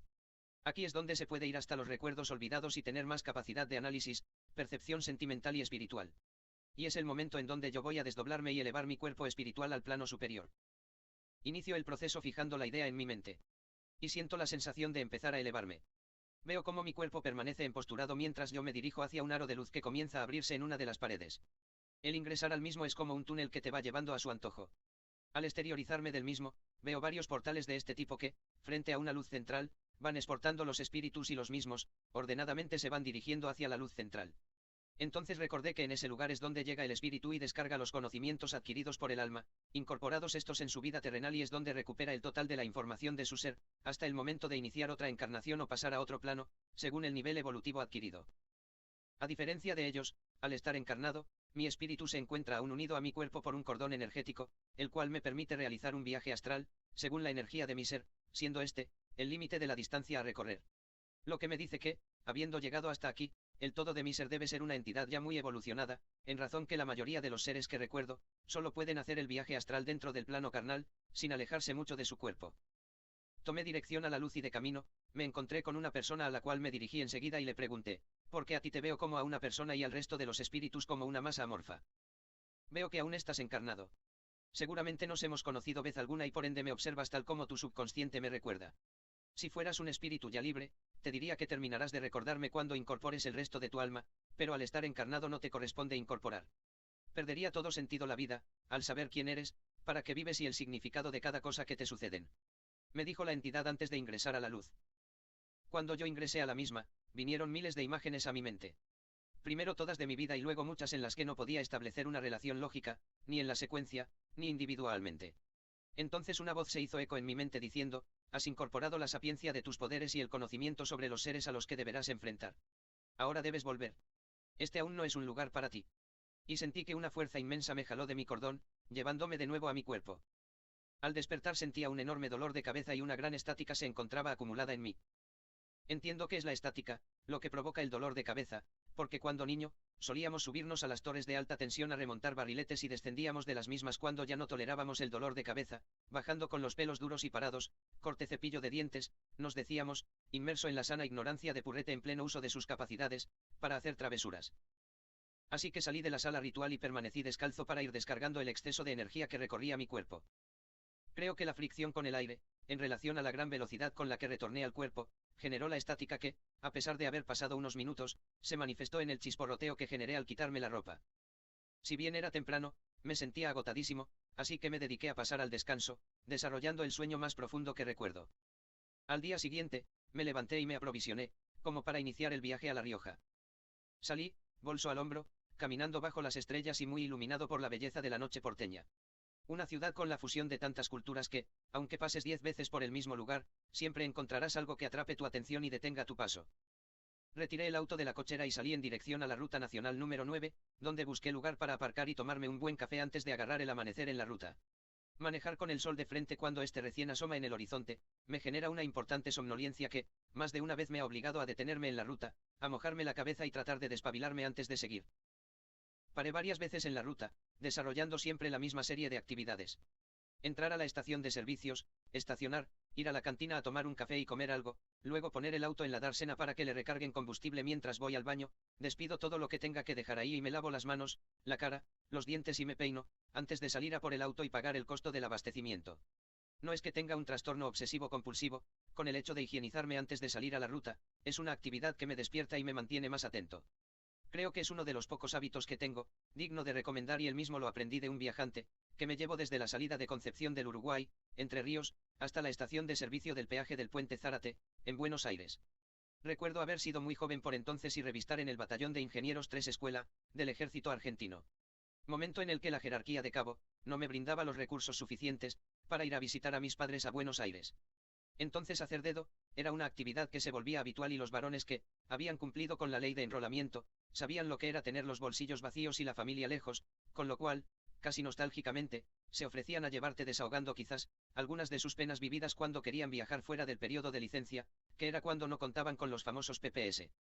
Formulario este, que le daban al soldado para que pudiera sacar sus pasajes, a costa de la Dirección de Transporte del Ejército Argentino. Y lo que más me motivó a transformar esa enseñanza en hábito, es que el hombre con sus 80 años, manifestaba nunca haber tenido un accidente en todos sus años de repartidor de muestras gratis sanitarias. Un jubilado de los laboratorios Roche que al estar solo en la vida, se inscribió como monotributista y encontró la emoción de recorrer el país de esa manera, aún después de jubilarse, aprovechando la oportunidad de visitar en sus itinerarios, a la gran cantidad de amigos que supo cosechar dentro de las grandes distancias que solía recorrer, en su época de empleado de la firma farmacéutica antes mencionada. Ya en La Rioja, a la altura de la periferia de la ciudad de Villa San Agasta, me dispuse a buscar un alojamiento para dormir. En esta zona recuerdo vez alguna haber ido de niño, al parque temático Las Brujas. Han pasado tantos años que seguramente no reconocería el lugar a menos que el mismo, se encuentre correctamente señalizado. Me incorporo a través de la rotonda al ingreso a la ciudad, resignando el momento de melancolía para prestar la debida atención a los escasos carteles del camino secundario. No había llegado a la zona céntrica de la ciudad, la idea era encontrar un lugar más sencillo, tan solo para dormir y sin tanto detalle turístico como los de las zonas más urbanizadas. Caminos de ripio dominaban el paisaje interurbano y esa sochavas tan angosta que con la escasa visibilidad de las mismas, a cualquier conductor medido de sus capacidades reales, lo llevaba a bajar la velocidad de inmediato. En un momento en el que ya había dado tantas vueltas que, me encontraba dispuesto a estacionar en la plaza y dormir en el auto, aparecieron unos chicos con rumbo a la canchita de fútbol, que me supieron direccionar a un lugar con cartel que decía, se alquilan cabañas. Así logré pernoctar en Cabañas Sofía. Un humilde complejo, muy prolijo y limpio, que tenía varios dormitorios con acceso exterior y no muy lejos de la Ruta 75, que era por la que venía marchando desde la ciudad de La Rioja. Al día siguiente, fui al pueblo para reabastecerme de algunas cosas y ver si encontraba en alguna oficina de turismo, las indicaciones de cómo llegar a la zona, donde se encontraban las famosas salamancas del lugar. En un sector ya más urbanizado, donde me detiene el semáforo casi frente a la iglesia, miro hacia la misma y veo a doña Bernarda, mirando hacia la iglesia. En un momento la mujer me observa y vuelve a mirar hacia el interior de la iglesia. Entonces el tránsito se habilita y me empuja a continuar la marcha, hasta que encontré un lugar para estacionar, descendí y retrocedí a pie, hasta el lugar del avistamiento. Nada. Al llegar, nada. Lo que me llevó a mirar en dirección a donde la mujer estuvo mirando e ingresé a la iglesia, acción que no es usual en mí. Ni bien ingresé, me tomé el tiempo de mirar el detalle de los vitrales. Fue un shock emocional que recorrió todo mi ser. Las imágenes de los santos no me generan rechazo alguno, pero sí la historia que ha sabido construir la institución, para con las personas que no resignaron sus culturas preexistentes a la cristiana. Es como que, en ese momento, me olvidé por completo de la mujer y me senté en sus bancas, a observar la impactante belleza del lugar, el arte escénico del mismo y la simbología esparcida alrededor. De repente un cura mayor se me sienta al lado y me dice, usted es nuevo. No lo había visto nunca por esta sagrada casa del Señor. Estirando su mano hacia mí, como para iniciar una presentación. Yo soy el padre Fabricio y me gustaría saber a quién le estoy dando la bienvenida. Dijo el hombre y me tuve que levantar a respetar su intención, darle la mano, presentarme y prepararme para salir pronto del lugar, si llegase a observar quién soy. Mi nombre es Carlos Fabricio Rudal. Pernocté en la zona y salí a reabastecerme y ver si encuentro la oficina de turismo, voy camino a las antiguas salamancas de la zona. Tengo un amigo que me recomendó que recorriera el lugar. ¿Le gustan las historias de brujas? Me preguntó en sacerdote. En realidad, me gusta mucho la historia y mi amigo que es profesor de la materia, en un momento en el que dialogábamos sobre los pocos casos de juicios de herejía que hubo en el país, en comparación con los ejecutados en el viejo continente, me dijo que, preparando su tesis sobre el tema, vino a dar a esas cavernas y que las mismas le fascinaron en cuanto a sus bellezas y las fantasías que se narraban en torno al lugar. Entonces, aprovechando que vine a hacer un trámite a La Rioja, me dispuse a sacarme el gusto de pasar por ellas, pero no ubico bien la forma de llegar a las mismas. Le dije al eclesiástico que me observaba con gran atención. ¿Y por qué viste de negro? Me preguntó el sacerdote. Padre, entiendo que para el común de la gente el negro cuenta con una connotación negativa, como el miedo, muerte, maldad, vacío y rebelión. Para mí, el negro no es un color, es la ausencia de luz y con ello la inexistencia de todo color. El tono de esta tela tiene la capacidad de absorber toda la luz y no reflejarla ni variarla, no permitiendo la definición de ningún color. El hombre debería estar más familiarizado con el negro que con los colores. De la eclosión de un agujero negro surgió la Vía Láctea. En el reino animal, menos de la mitad de los depredadores son nocturnos. Nos gestamos en un oscuro útero, en el que estamos y permanecemos ciegos, hasta los 3 meses después de haber transitado el canal de parto, hasta el exterior de nuestras madres. Con lo cual nos deberíamos sentir mucho más seguros, en la oscuridad que en la luz. Pero nos enseñan a tenerme miedo a lo desconocido, a confiarnos tanto de lo que podemos ver o imaginar, que se nos atrofiaron los otros sentidos que mínimamente usamos. La psicología dice que el hombre relaciona al color negro con la maldad. Eso forma parte del aprendizaje que el hombre recibe del entorno. Siempre en sus estadios salvajes, la raza humana ha sabido usar la oscuridad para protegerse o acechar a sus presas. Para mí el color negro simboliza poder, fuerza, misterio, autoridad y por supuesto elegancia. Le dije al sacerdote con una expresión risueña, aunque me parece que lo dejé más que atento a mí, con los dichos previos. ¿Y usted? ¿Por qué viste el color que el hombre relaciona con el mal, en la sotana, que es la prenda que en teoría los protege del pecado y las fuerzas demoníacas? Le pregunté al cura en devolución de la intención emanada del mismo, hacia mi persona. El negro en la antigüedad, era el color de las personas humildes. Por este motivo vestimos de negro, en señal de que renunciamos al mundo, para vivir solo para Dios nuestro Señor. Es también señal, de que nos comprometimos a vivir con sencillez y austeridad. Solo usamos el clériman de color blanco, en representación de la pureza y es lo que nos diferencia a los católicos del resto de los sacerdotes.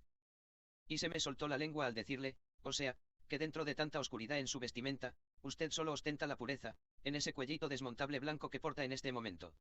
Y su semblante tuvo un gran vuelco, haciéndome lamentar mi última expresión. Perdón, padre.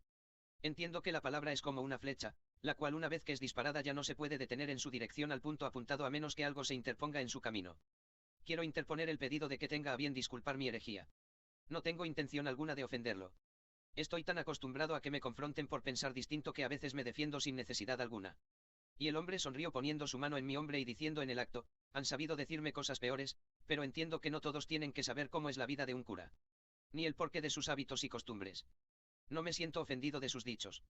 Solo ha sabido despertar en mí, la curiosidad de saber más de usted. No siempre tengo la oportunidad de conversar con un hombre que tiene en sus pensamientos la fusión constante entre la psicología, la sociología, la antropología y la espiritualidad. Pero yo no le hablé de religión en ningún momento. Le dije de inmediato. No hace falta. Siento que tenemos muchas más diferencias que aciertos en esa área, pero agradezco el respeto que ha sabido tenerle al lugar y en lo particular a mi persona, en sus procederes. Dijo el sacerdote palmeando mi espalda afectuosamente. Recuerdo una Salamanca que estaba ubicada a 1500 metros del límite de Villa San Agasta, en la zona de Huaco. Eran varias cuevas ubicadas en lo alto del cerro, con una gran boca como entrada y unos 50 metros de profundidad. Su piso exterior es de una increíble limpieza y su arena brilla reflejando el sol. Se afirma que las brujas riojanas llegaban desde Famatina a nuestra querida San Agasta, se reunían en esas cuevas y desde allí viajaban a Salavina, Santiago del Estero, que sería el mayor centro de sus prácticas, para la época. Me informó el padre sobre el lugar que, en primera instancia le había comentado, antes que la conversación se desarrolle en un tenor distinto a la inicial. Le agradezco la información y la calidez del trato para conmigo. Le dije al sacerdote, poniéndome de pie y estrechándole la mano en señal de despedida. Yo estoy obligado a tratar de buena manera a todos los hijos de Dios. O por lo menos, los que parezcan serlo. Y sonrió detrás de su exclamación, para luego decir, virtud es la suya que, pese a sentir un gran rechazo a mi investidura, supo mantener la cordialidad del trato. Padre, no soy un hombre de fe, pero tampoco creo ser el dueño de la verdad. La vida es un misterio en todo su desarrollo y el hombre busca darle sentido a la misma de acuerdo a su educación, sus vivencias y los vínculos en donde desarrolla su vida sentimental, laboral y social. Si las religiones en vez de pretender ser la dueña de la verdad absoluta, hubieran sido más tolerantes y buscado la forma de complementar sus conocimientos en lugar de destruirse entre sí, hoy seríamos una sociedad mucho más avanzada y elevada espiritualmente. Somos el resultado de miles de años de intentar gobernar el mundo, en vez de vivir con la simpleza y la sabiduría que la naturaleza impone al resto de los seres vivos. Nos desarrollamos en destruirnos en vez de crecer y complementar nuestras capacidades en un bien común, sin darle tanto peso al ideal individual del ser. Y me dispuse a romper la marcha en busca del auto, cuando el sacerdote me detuvo. Venga un segundo, antes de retirarse. Y me llevó a la imagen de una virgen que se encontraba mirando hacia la puerta de ingreso. Observe la dirección en la que mira la imagen. Está mirando hacia donde usted estaba sentado. Ahora venga y mire esta imagen. Y nos desplazamos hacia el otro lado del altar, es la misma imagen, pero esta se encuentra mirando hacia arriba, buscando una señal de Dios. Dijo el padre, señalando la segunda imagen. Interesado en marcar la diferencia en relación al punto de observación de la Virgen. El hombre se tomó un instante para observar ambas vírgenes y se volvió a dirigir a mi persona. Yo estaba rezando a los pies de la Virgen anterior y en un momento sentí un gran escalofrío. Subí la mirada y la imagen miraba hacia usted. Primero tuve miedo, pero luego un sentimiento salió de mi ser, que me llevó a saludarlo. Yo no sé quién es usted. Solo espero que la paz que me dio al dialogar con usted, forme parte del acto que venga a realizar en esta tierra de gente humilde y bien parida. Me dijo que no era un hombre de fe. Así que permítame desearle suerte y que su destino se cumpla con los mejores resultados para todos los implicados en él. Quédese tranquilo, padre, yo solo vengo a conocer el lugar y no vengo a cambiar la vida de nadie. No sé lo que pasó con la imagen de la Virgen, usted sabe que hay muchas entidades sueltas en este plano y que el velo de la conciencia no nos deja verlas, quizás algo por el estilo, ingresó a su iglesia. Lo que sucedió con la imagen de la Virgen, nada tiene que ver conmigo. Le dije al cura y este me sonrió. No aclares que oscureces. Me dijo en cura, volviendo a estrechar mi mano. Usted me hace reír, padre. Le dije mientras sentía su apretón de mano con una fuerza no habitual. A veces solemos esconder tras una sonrisa, una mentira piadosa y tratamos de pedir perdón, a través de la misma. Y sentí el aumento de su firmeza en el apretón, como de quien está queriendo mostrarse atento ante un oponente, y me vi obligado a finiquitar conflicto alguno, que pudiera llegar a surgir. Qué difícil debe resultar llevarle la contra a usted, hombre de Dios. Míreme un segundo, y escuche con atención a este humilde, que desde el cruce de caminos viene a llegar con su voz, a lo más profundo de su ser. Miremos juntos hacia el este. Sienta cómo esa suave y fresca brisa, rosa su piel como una maternal caricia. Sienta cómo la misma, lo envuelve y contiene, dándole protección de sus miedos y de las influencias del entorno. Sienta cómo en cada una de sus vueltas, alrededor suyo, se van borrando todos sus conocimientos sobre mi persona. Usted ya no me recuerda. Ya no me ve. Ya no me escucha. Solo disfruta de esta suave brisa que, refresca todo su cuerpo y lo relaja, hasta que deje de sentirla y vuelva a iniciar su rezo, a la Virgen que se encuentra más próxima a usted. Y lo dejé disfrutando de la suave fricción con el aire, que circulaba alrededor de su existencia, mientras me alejaba con rumbo a la Salamanca descripta por el hombre, al mediar palabras conmigo. Salí en dirección al auto y frente al mismo veo la oficina de turismo. Bajé tan acelerado del auto, desbordado por la intención de encontrar a Bernarda, que ni me percaté de la existencia de la misma en el lugar. Así que ingresé a la misma y me hice de todo lo que necesitaba para llegar al lugar. Salí del local, dejé las cosas en el auto y caminé al supermercado, donde me hice de algunas cosas que, a mi saber, podía llegar a necesitar, en momento alguno del viaje. Y me dispuse ya a buscar la salida a la ruta, para iniciar la marcha. Retomando la ruta número 75 hacia el noroeste, en dirección al parque temático Cueva de las Brujas.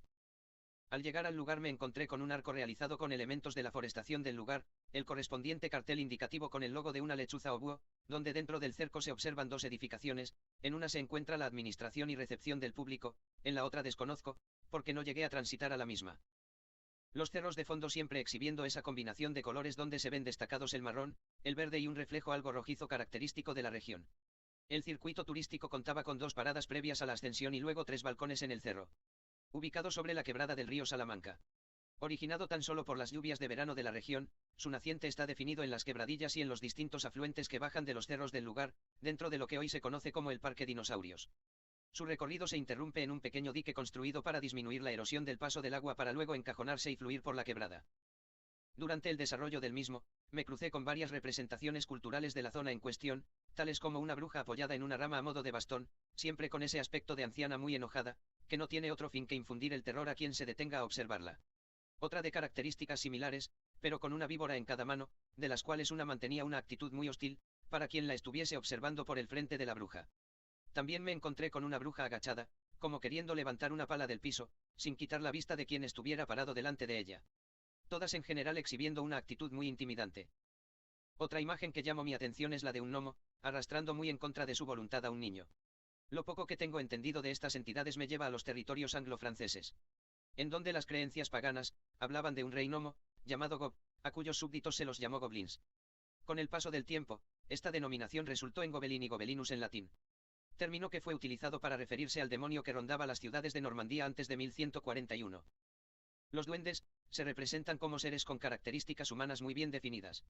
Mayormente de porte pequeño y piel oscura, aunque hay relatos medievales que hablan de apariciones de estas criaturas, con una altura que ronda el 1,80 m. Estos seres solían encontrarse en cuevas, grietas de rocas y entre las raíces de árboles antiguos, que asomaban fuera de la tierra, todos por lo general en lugares casi inaccesibles. Con lo cual dejaba en claro que, no querían roce alguno con los humanos y que se los consideraba hostiles y dañinos, para con las pertenencias y propiedades del hombre. Entonces, cuando los animales se ponían muy nerviosos, se escuchaban ruidos y aparecían las cosas rotas, en lugares donde recientemente se instalaba una propiedad dentro de una zona boscosa, de monte o montaña, se decía que seguramente la misma estaba emplazada dentro del territorio de estas criaturas. En esta representación, la criatura vestida de una camiseta de mangas cortas, con un jardinero y un sombrero de ala ancha, destacaba sus orejas puntiagudas, ojos grandes, colmillos superiores muy por encima de la línea dental, con un par de pies desproporcionados para con el resto de la anatomía representada en la confección escultural. También cruzamos dentro del recorrido con puentes confeccionados con troncos distribuidos en el paso de ríos secos o bien, para pasar de una altura a otra, sin tener que andar subiendo y bajando, en aquellas de elevaciones importantes entre sí. Alcancé a ver una imagen híbrida, con cuerpo antropomorfo y cabeza zoomorfa que desplegaba sus brazos y miraba hacia la profundidad como queriendo volar. Calculo que depositada en el circuito para la representación de las culturas aborígenes de la región.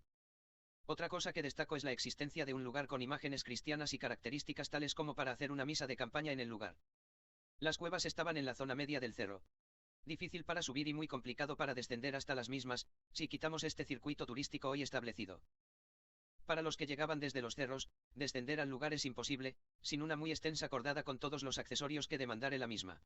Resultando fácil imaginar las complicaciones de transportar todo ese material, bajo las características tan irregulares y pedregosas del lugar, pensando siempre en el común de la gente de la época y no en una empresa de logística de montaña. Lo mismo si nos enfocamos en el ascenso. Entre la vegetación agreste y agresiva para con el hombre y la fauna local, podríamos definir como muy bajo el porcentaje de curiosos ingresando a las cuevas, sin las medidas con las que han sabido flanquearse las dificultades del ecosistema en estos días, en donde estos instrumentos le dan la posibilidad de arribar a ellas, a las personas con un estado físico muy disminuido. Entendiendo con ella que, muchas de las rampas y puentes son pensados, para facilitar el transporte por el medio de sillas de ruedas o el acarreo de carros de algún tipo, para abastecer las zonas más elevadas del complejo. A la entrada de una de las cuevas se encontraba la representación de otra bruja con un palo largo, revolviendo su caldero, montado de tal forma que, sobre algunas piedras, dan la impresión de encontrarse la olla de hierro, sobre una fogata correctamente elaborada. Al ver la boca de entrada a la misma se la observa perfectamente redondeada, lo que evidencia que la misma ha sabido ser modificada por el hombre para poder ingresar cómodamente a la misma. Si nos paramos en el lugar, de espalda al ingreso a la cueva, nos encontramos de frente con las sierras de Velazco, denominadas así en reconocimiento al fundador de la ciudad de La Rioja. Si ingresamos a la misma vemos que es una gruta natural, poco profunda, que es destacada en el tiempo y la economía regional, más por la riquísima leyenda que pesa sobre la misma que por los recursos mineros que pueda significar su debido tratamiento. Se cuenta que en la misma acudían las brujas y brujos de la región para rendirle culto al zupayo diablo, de acuerdo a la traducción al español de la palabra antes mencionada, realizando estas ceremonias, todos los martes y viernes desde tiempo inmemorables y que, al parecer en razón de mi presencia en el lugar, entiendo que aún continúa la práctica de muchos de los rituales que se fueron pasando de generación en generación dentro del folclore regional. A los efectos de captar la atención turística, al igual que en el recorrido del circuito, nos encontramos con grotescas y extrañas figuras distribuidas en el interior de la misma, con las cuales, estimo que han querido representar, a las entidades que eran destinatarias de culto en la cavernaria estructura impuesta por la naturaleza. Ya saliendo del complejo me tenté con los puestos de la kermese emplazada en el lugar. Más con la comida que con las alegorías artesanales de los mismos. Cualquier porteño diría que hace mucho calor para comer en esta época los guisos y locros regionales. Es un pensamiento que fluye habitualmente en quienes desconocen las variaciones térmicas de las zonas montañosas. Les puedo asegurar de que, en este lugar tras la caída del sol, la temperatura se vuelve ideal, para degustar estos platos tan pesadamente calóricos y hasta me atrevería a un buen chocolate de postre. Volví a la ruta en dirección a mi hospedaje, donde me bañé y me tiré a descabezar un sueño hasta la hora indicada. Saliendo para el lugar a las 0 horas. La idea era estar en actitud a partir de las 3 de la mañana. Muchos creen que los rituales se hacen a las 3 de la mañana, por la idea del contrapunto en el que manifiestan que, si Cristo nació a las 3 de la tarde, su adversario o anticristo, debería hacerlo a las 3 de la mañana. Para mí, como todo bebé, él va a nacer cuando se sienta seguro de hacerlo. Y esto deriva de una apreciación de aquel viejo profeta y mago egipcio, Hermes Trimegisto quien, en su conjunto de principios sobre la magia, tiene una ley que estipula lo siguiente: como es arriba, es abajo. La cual se ha utilizado durante siglos para definir aquella porción de la realidad, que no se puede ver y que se imagina en contrapunto, sobre la base de que la vida es un equilibrio constante. Así han desarrollado el árbol de la vida y también el árbol de la muerte, el cielo y el infierno, ángeles y demonios, etc., queriendo disociar lo bueno de lo malo, cuando en realidad el bien y el mal está en todos y cada uno de los seres, y no puede existir uno sin el otro. Solo le cabe a la humanidad debido al razonamiento propio de la misma y a su condición de desarrollarse como un ser social, la responsabilidad de balancear sus actitudes, para que éstas sean lo menos perjudiciales, para el contexto social donde se desarrolla, bajo la visión del bien común. La realidad, es que aproximadamente dentro de ese horario, que no es exacto, ya que la definición del registro horario, está basado en fenómenos naturales, como la rotación de la Tierra y que pueden variar según la ubicación geográfica, existen cambios atmosféricos que afectan a todos los seres vivos. Es el momento de la noche en el que suele subir la presión atmosférica, comienza a correr una suave brisa que beneficia la oxigenación, aumenta la humedad, lo que favorece el olfato y desciende la temperatura ambiente, surgiendo alteraciones energéticas en todos los seres vivos. En el hombre, el cerebro cambia del modo suspensión al modo vigilia. Se cree que esto sucede porque el hombre instintivamente es consciente de que en este horario muchos de los predadores despiertan con los cambios atmosféricos, para salir de cacería. El hombre no despierta habitualmente, primero porque no tiene la necesidad de salir de cacería y segundo, porque no está a la intemperie y cuenta con el debido guarecimiento que le brinda su morada. Pero su sistema nervioso se activa, quedando más atento a los sonidos, el tacto y los cambios de temperatura. Es la hora donde normalmente nos despertamos a buscar abrigo, cuando nos dormimos desprotegidos del mismo y en la antigüedad, era la hora en donde se estima que el hombre de las cavernas, se despertaba para salir a cazar, guarido de la poca iluminación, descansado y más sensitivo que durante el anterior periodo de la nocturnidad. Para quienes realizan trabajos espirituales es el momento ideal, porque se encuentran más sensitivos a las actividades que se manifiestan en este plano, detrás del velo de la consciencia y cuentan con un mayor manejo de la propia energía para utilizarla en pos del trabajo a realizar. Lo del bien o mal es relativo, al igual que los colores en la magia, que no es otra cosa que una forma de diferenciarse entre los magos, más por una cuestión moral y publicidad, de la especialidad de cada uno. Magia blanca, utiliza la inspiración en el Dios creador, sus ángeles y santos, para alejar cualquier tipo de mal que pudiese aparecer, incluyendo maldiciones o energías negativas en espacios y personas. Pero también devuelve las malas intenciones o se encarga de anular de forma algunas las capacidades del agresor, con lo cual puede ser tan dañina, como el origen de la maldad, recibida en primera instancia. Y no nos olvidemos que como todas las religiones antiguas, que creían que el poder de la vida estaba en la sangre y no en el espíritu, tienen rituales de sacrificio, como los tienen los judeocristianos en sus reseñas históricas. Magia roja, se enfoca más que todo en los sentidos o en la sexualidad. Y como en la mayoría de las veces trabaja fuera del conocimiento y aceptación de la víctima, por más buenas intenciones que tenga el solicitante, no podemos contemplarla como algo no maligno, sobre todo cuando entendemos que una de las partes se va a someter a la otra, aun cuando no exista sentimiento alguno, generando relaciones tóxicas que nadie entiende por qué se prolongan tanto en el tiempo. Magia verde, adoran la naturaleza como deidad. Utilizan pociones, y estas están preparadas con elementos completamente naturales. No entienden el bien y el mal como la mayoría de la sociedad. La prioridad es el equilibrio de la naturaleza y quienes la practican están a su servicio y no al del solicitante. El solicitante es un mero prestatario de recursos. Con lo cual ayudan, sanan, crean o destruyen, teniendo solo recato, por no alterar el ecosistema o los ciclos de vida establecidos por la naturaleza. Magia gris, es la que realiza una acción buena sobre una persona, sin el consentimiento de la misma. Con lo cual para la víctima podríamos decir que no es buena. Magia azul, utiliza el agua como elemento energético y se utiliza para energizar cualquiera de los otros colores de magia. El bien y el mal no tiene peso alguno. La misma es solo un instrumento que sirve para incrementar la fuerza de una intención. Magia rosa, se enfoca en las relaciones y el amor, utilizando el agua como elemento energético. Igual que la magia azul, pero aquí el mago te otorga la energía para que tú mismo por tus propios medios puedas manipular a la víctima a tu antojo. Magia negra, se enfoca en el caos y a través del mismo se utiliza como elemento creador o de destrucción. La misma recibe su foco energético, de la energía que requieren a las entidades con las que pactan. Muchos creen que se utiliza para hacer el mal únicamente, pero no es así. Tiene liturgia para sanaciones, creaciones y destrucciones. Es mucho más radical que las otras magias, por la gran cantidad de energía que se utiliza en el desarrollo de la misma. El tema de hacer evocaciones e invocaciones, dentro de sus rituales y que no sea al Dios creador, hace que la misma sea más temida y considerada maligna, por quienes no entiende que la magia es más simple de lo que piensan y que en realidad deben temerle al hombre y no a las entidades de la existencia. Con una mirada social, podemos observar a la magia como una contraprestación de servicios, entre el mago, brujo o sacerdote y el solicitante, o entre los anteriores y la entidad o deidad, que se presume que otorga el poder a la acción. En realidad, el hombre es un ser creador. El poder de la mente del hombre, utilizado en un 10% de su capacidad, aún no ha sido explorado lo suficiente, como para entender que la magia, es nada más simple que una liturgia que genera un estado emocional y de concentración, que proyecta la energía de la persona con una intención determinada y que es la energía propia de la persona, la que realiza cambios en su entorno. Sobre todo, en los campos emocionales de los seres vivos. Desde el estado anímico de la persona, se trabaja el cuerpo a través del miedo, la ansiedad, la atención, la culpa, la angustia, la alegría y la tristeza. A través de la misma se puede enfermar o sanar a una persona, simplemente con desbalancear el estado anímico y generar con ellos altibajos en las defensas del organismo. Y esto se logra llevando un mensaje o una sentencia hacia el subconsciente de la víctima, a través del pensamiento y energizando el mismo, para que se pueda proyectar en la distancia y de un ser al otro. El hombre, si bien tiene muy adormecido la capacidad de comunicarse telepáticamente, en el subconsciente quedan vestigios de la misma, que reciben e incorporan estos mensajes al ser. Sobre todo, durante el sueño profundo de la persona que, es cuando la actividad del subconsciente se encuentra en valores más elevados de funcionabilidad. De esa energía que se utiliza para mandar la sentencia, depende que la intención mantenga su existencia hasta que encuentre la forma de ingresar al subconsciente de la víctima.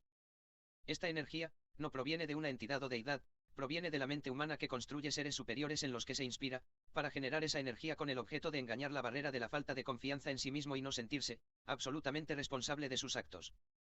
La mente es tan poderosa que cuando uno pierde las ganas de vivir, entra en un estado depresivo que bajan las defensas del cuerpo y va apagando poco a poco las funciones del cuerpo, que en algún momento colapsa provocando una muerte natural. El bien y el mal es un precepto muy humano, basado en la sociabilidad de la especie y bajo la perspectiva del bien común. Para la naturaleza todo es más simple. Si la misma tuviera todos los preceptos humanos, la mitad de los seres morirían de inanición, incluyendo al hombre.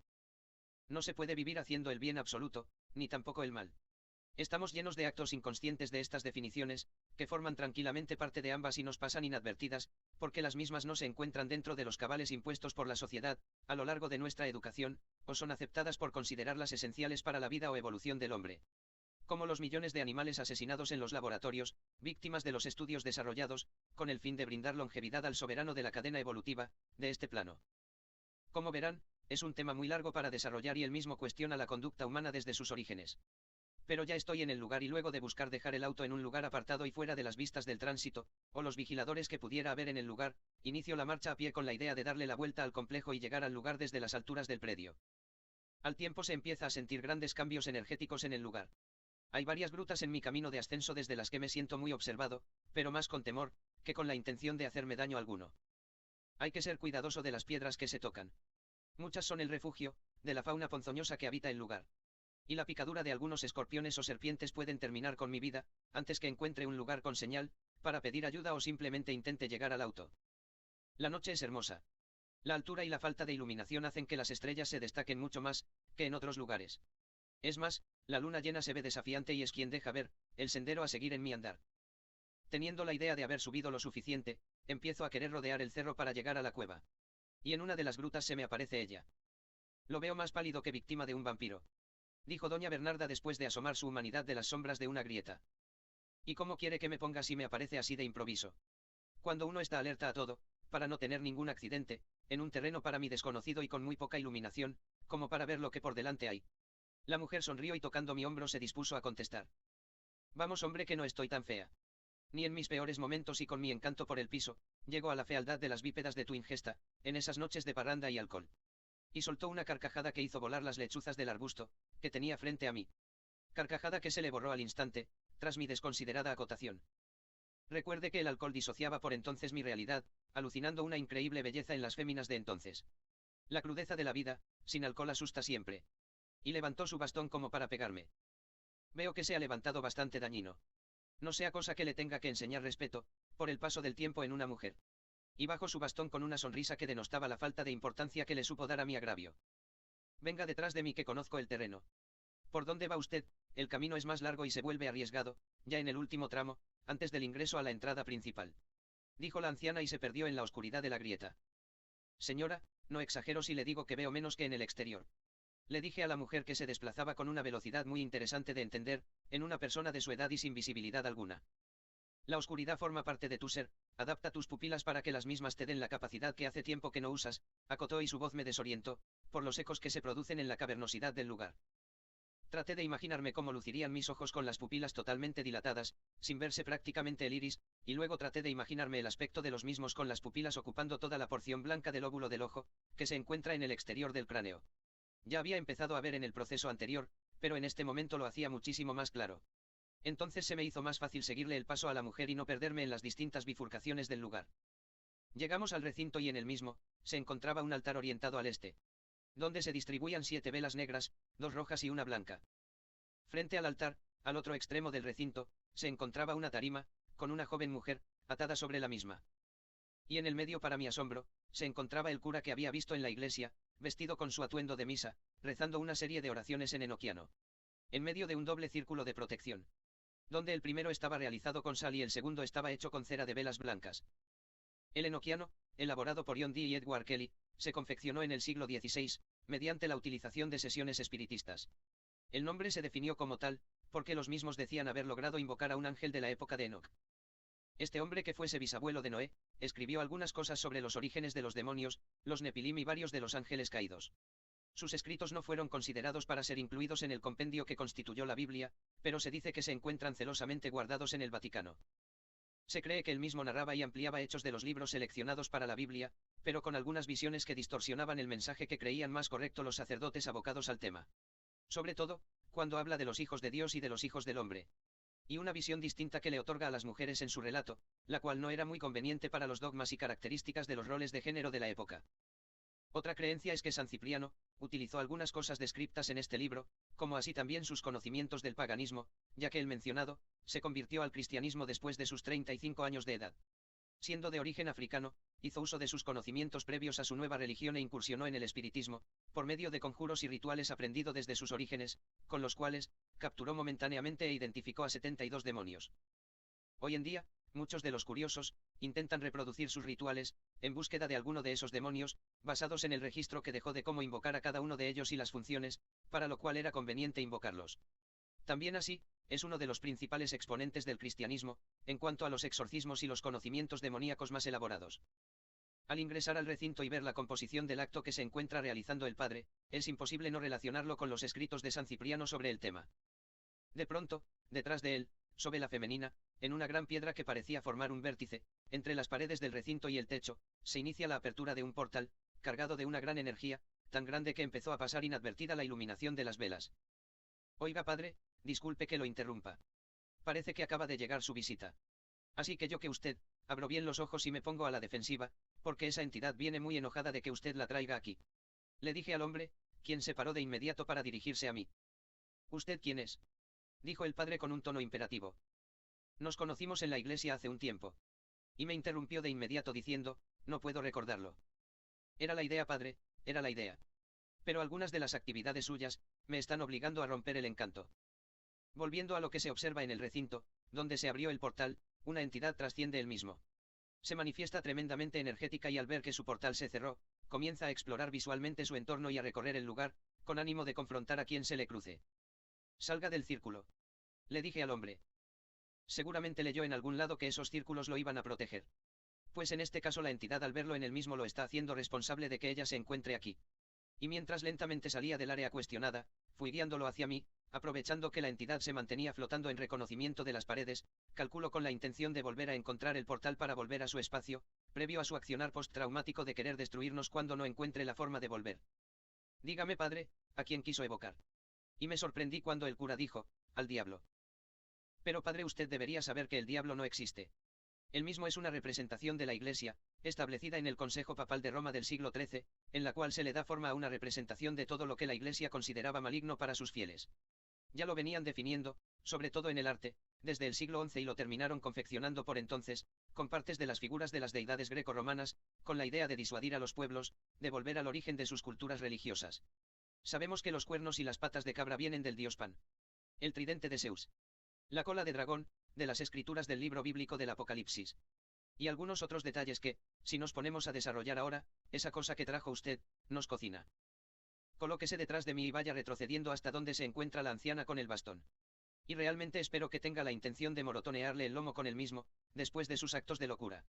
El hombre se puso detrás de mí y por sobre mi hombro, observaba aterrorizado a la entidad. ¿Podría decirme qué hace la mujer apresada en la tarima? Le dije al cura mientras la entidad apreciaba a la mujer sin hacerle nada, sospecho que entendía que ella no estaba en condiciones de hacerle daño, ni de abducirlo de su plano, desde el posicionamiento en que se encuentra. Es una bruja, la observé un día hablando con los muertos en el cementerio, luego la seguí hasta una de las grutas del cerro y la vi dormir ahí como los animales. Donde como si me hubiese olfateado, en un segundo que me descuidé, estaba detrás de mí, observándome desde la oscuridad. Donde fui testigo de su conversión en una bestia licantropomorfa. Me escapé sin mirar atrás y a partir de ese momento no puedo sacármela de la cabeza. Se me prendió fuego la cocina, el auto dejó de andar de un día para el otro, choqué una rama y me caí del caballo estando casi 2 meses sin caminar del golpe que me supe dar al caer. Esa mujer en mi vida ha sabido ser la mala suerte en persona, cada vez que la pienso me sucede algo. Pero mi devoción me lleva a intentar liberarla, de esa bestia que anida en su interior. Y lo interrumpí para que me responda lo que realmente le había preguntado. Creo que no me entendió. ¿Cuál es el fin de tenerla atada en la tarima? Insistí con la pregunta al cura. Le hice un exorcismo de varias sesiones en la iglesia y no he podido sacar el demonio de ella. Estuve estudiando cómo evocar a Marchosias para que salga de ella y poder salvarla. Hay una canaleta alrededor de la tarima, donde se encuentra la mujer. La misma está preparada para que al jalar yo de esa cuerda, el recipiente que se encuentra unos metros por detrás de la misma, libere agua bendita y se construya otro aro de protección, para que no pueda ingresar Marchosias nuevamente a ella. Y lo que estaba haciendo al momento de su arribo al lugar, es tratar de que abandone de alguna forma el cuerpo de la mujer, para jalar de la cuerda. Padre, no sé si la mujer está poseída o es una capacidad de su naturaleza, lo que a usted tanto lo asusta. Por otro lado, Marchosias es un lobo quimérico, cuyo nombre proviene del latín Maarchiou, que significa marqués. Siendo este un título de la nobleza humana y no el nombre verdadero de la entidad. ¿Cómo pensó poder sentenciarlo, sin siquiera saber su nombre? Y me refiero a quimérico, porque su existencia se transmitió de boca en boca durante la antigüedad, para generar terror y no hay un escrito sensato, sobre la existencia del mismo. Acotación la mía, que puso en duda todo el razonamiento del cura. No lo analicé desde ese punto de vista, cuando encontré sus características en un diccionario demoníaco. Dijo el padre sin dejar de observar atónito a la entidad presente. Pero el evento más importante que estaba pasando por alto, es que esa entidad, cada vez parecía más y más grande, en su enojo. Doña Bernarda jaló al padre de la sotana y lo refugió en el corredor por el que llegamos al lugar, y yo le puse toda mi atención a la presencia. La cual cada vez se ponía más peligrosa en cuanto a su ánimo y ansiedad. Saqué mi amuleto al exterior de mis ropas, el mismo está compuesto por un espejo de obsidiana de unos 7 centímetros que, al darle vuelta, muestra una brújula de mano, seguidamente, un cordón con perlas negras, a modo de rosario, con un tramo de 7 perlas desde el espejo, un espacio y luego una moneda de obsidiana con el grabado del pentagrama invertido de Baphomet en ella, la cual une el extremo de cordón antes definido, con los dos extremos del otro cordón que cierra el lazo, formando el collar. El tramo del collar está compuesto por el mismo cordón y la distribución de 4 grupos de 7 perlas de las mismas características, con un determinado espacio entre grupo y grupo, como para marcar un límite entre ellos. Utilicé la brújula para orientarme e inmediatamente comencé a empoderarme, mientras la entidad seguía recorriendo las paredes del lugar sin dejar de estar alerta con mis movimientos. Entonces me ubiqué mirando al sur e invoqué el poder del fuego, para que me dé actitud, fuerza, voluntad y resistencia. Al este invoqué el poder del aire, para que me dé astucia, ingenio, y fortaleza de carácter ante las acciones de terceros, sobre mi persona. Al norte invoqué el poder de la tierra, para que incremente mi resiliencia y me dé con ello, la capacidad de transformar toda adversidad a mi favor. Como así también energizar todas mis pertenencias, en especial mi amuleto, para que el mismo accione como elemento exponencial, de la energía a poner en mis intenciones. Y me ubiqué al oeste e invoqué el poder del agua, para que la misma purifique mi cuerpo y alma, por si me tocase morir. Que la misma, me llene de la energía espiritual suficiente para defenderme, responder y atacar de ser necesario, a todas las fuerzas que se rijan bajo el poder de la magia para llegar hasta mí. Y avancé hasta interponerme entre la mujer y la entidad, para exclamar, yo soy quien habla y escucha a los 4 elementos de la naturaleza. Yo soy quien es bautizado por los 4 reyes que rigen tu existencia y ante ti me presento como tu hermano. Escucha mi voz. Siente la energía que hay en mí.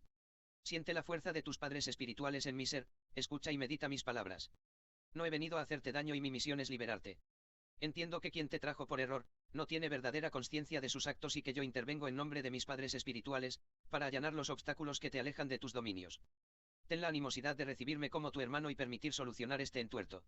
Y la entidad con mucha ira se empezó a comunicar telepáticamente conmigo. Sus pensamientos, hacían vibrar mis tímpanos, como si los mismos reaccionaran al sonido de su voz. Ya estoy cansado de los humanos. Viven en un mundo de fantasía, donde juegan con quienes están más allá de ellos. Pretendiendo ser jueces de los actos de seres que se encuentran muy por encima de su razón. Nos ponen nombres que nadie sabe de dónde los sacan y nos utilizan de excusa para evadir la responsabilidad de sus actos. Están en uno de los mejores lugares y con un cuerpo físico.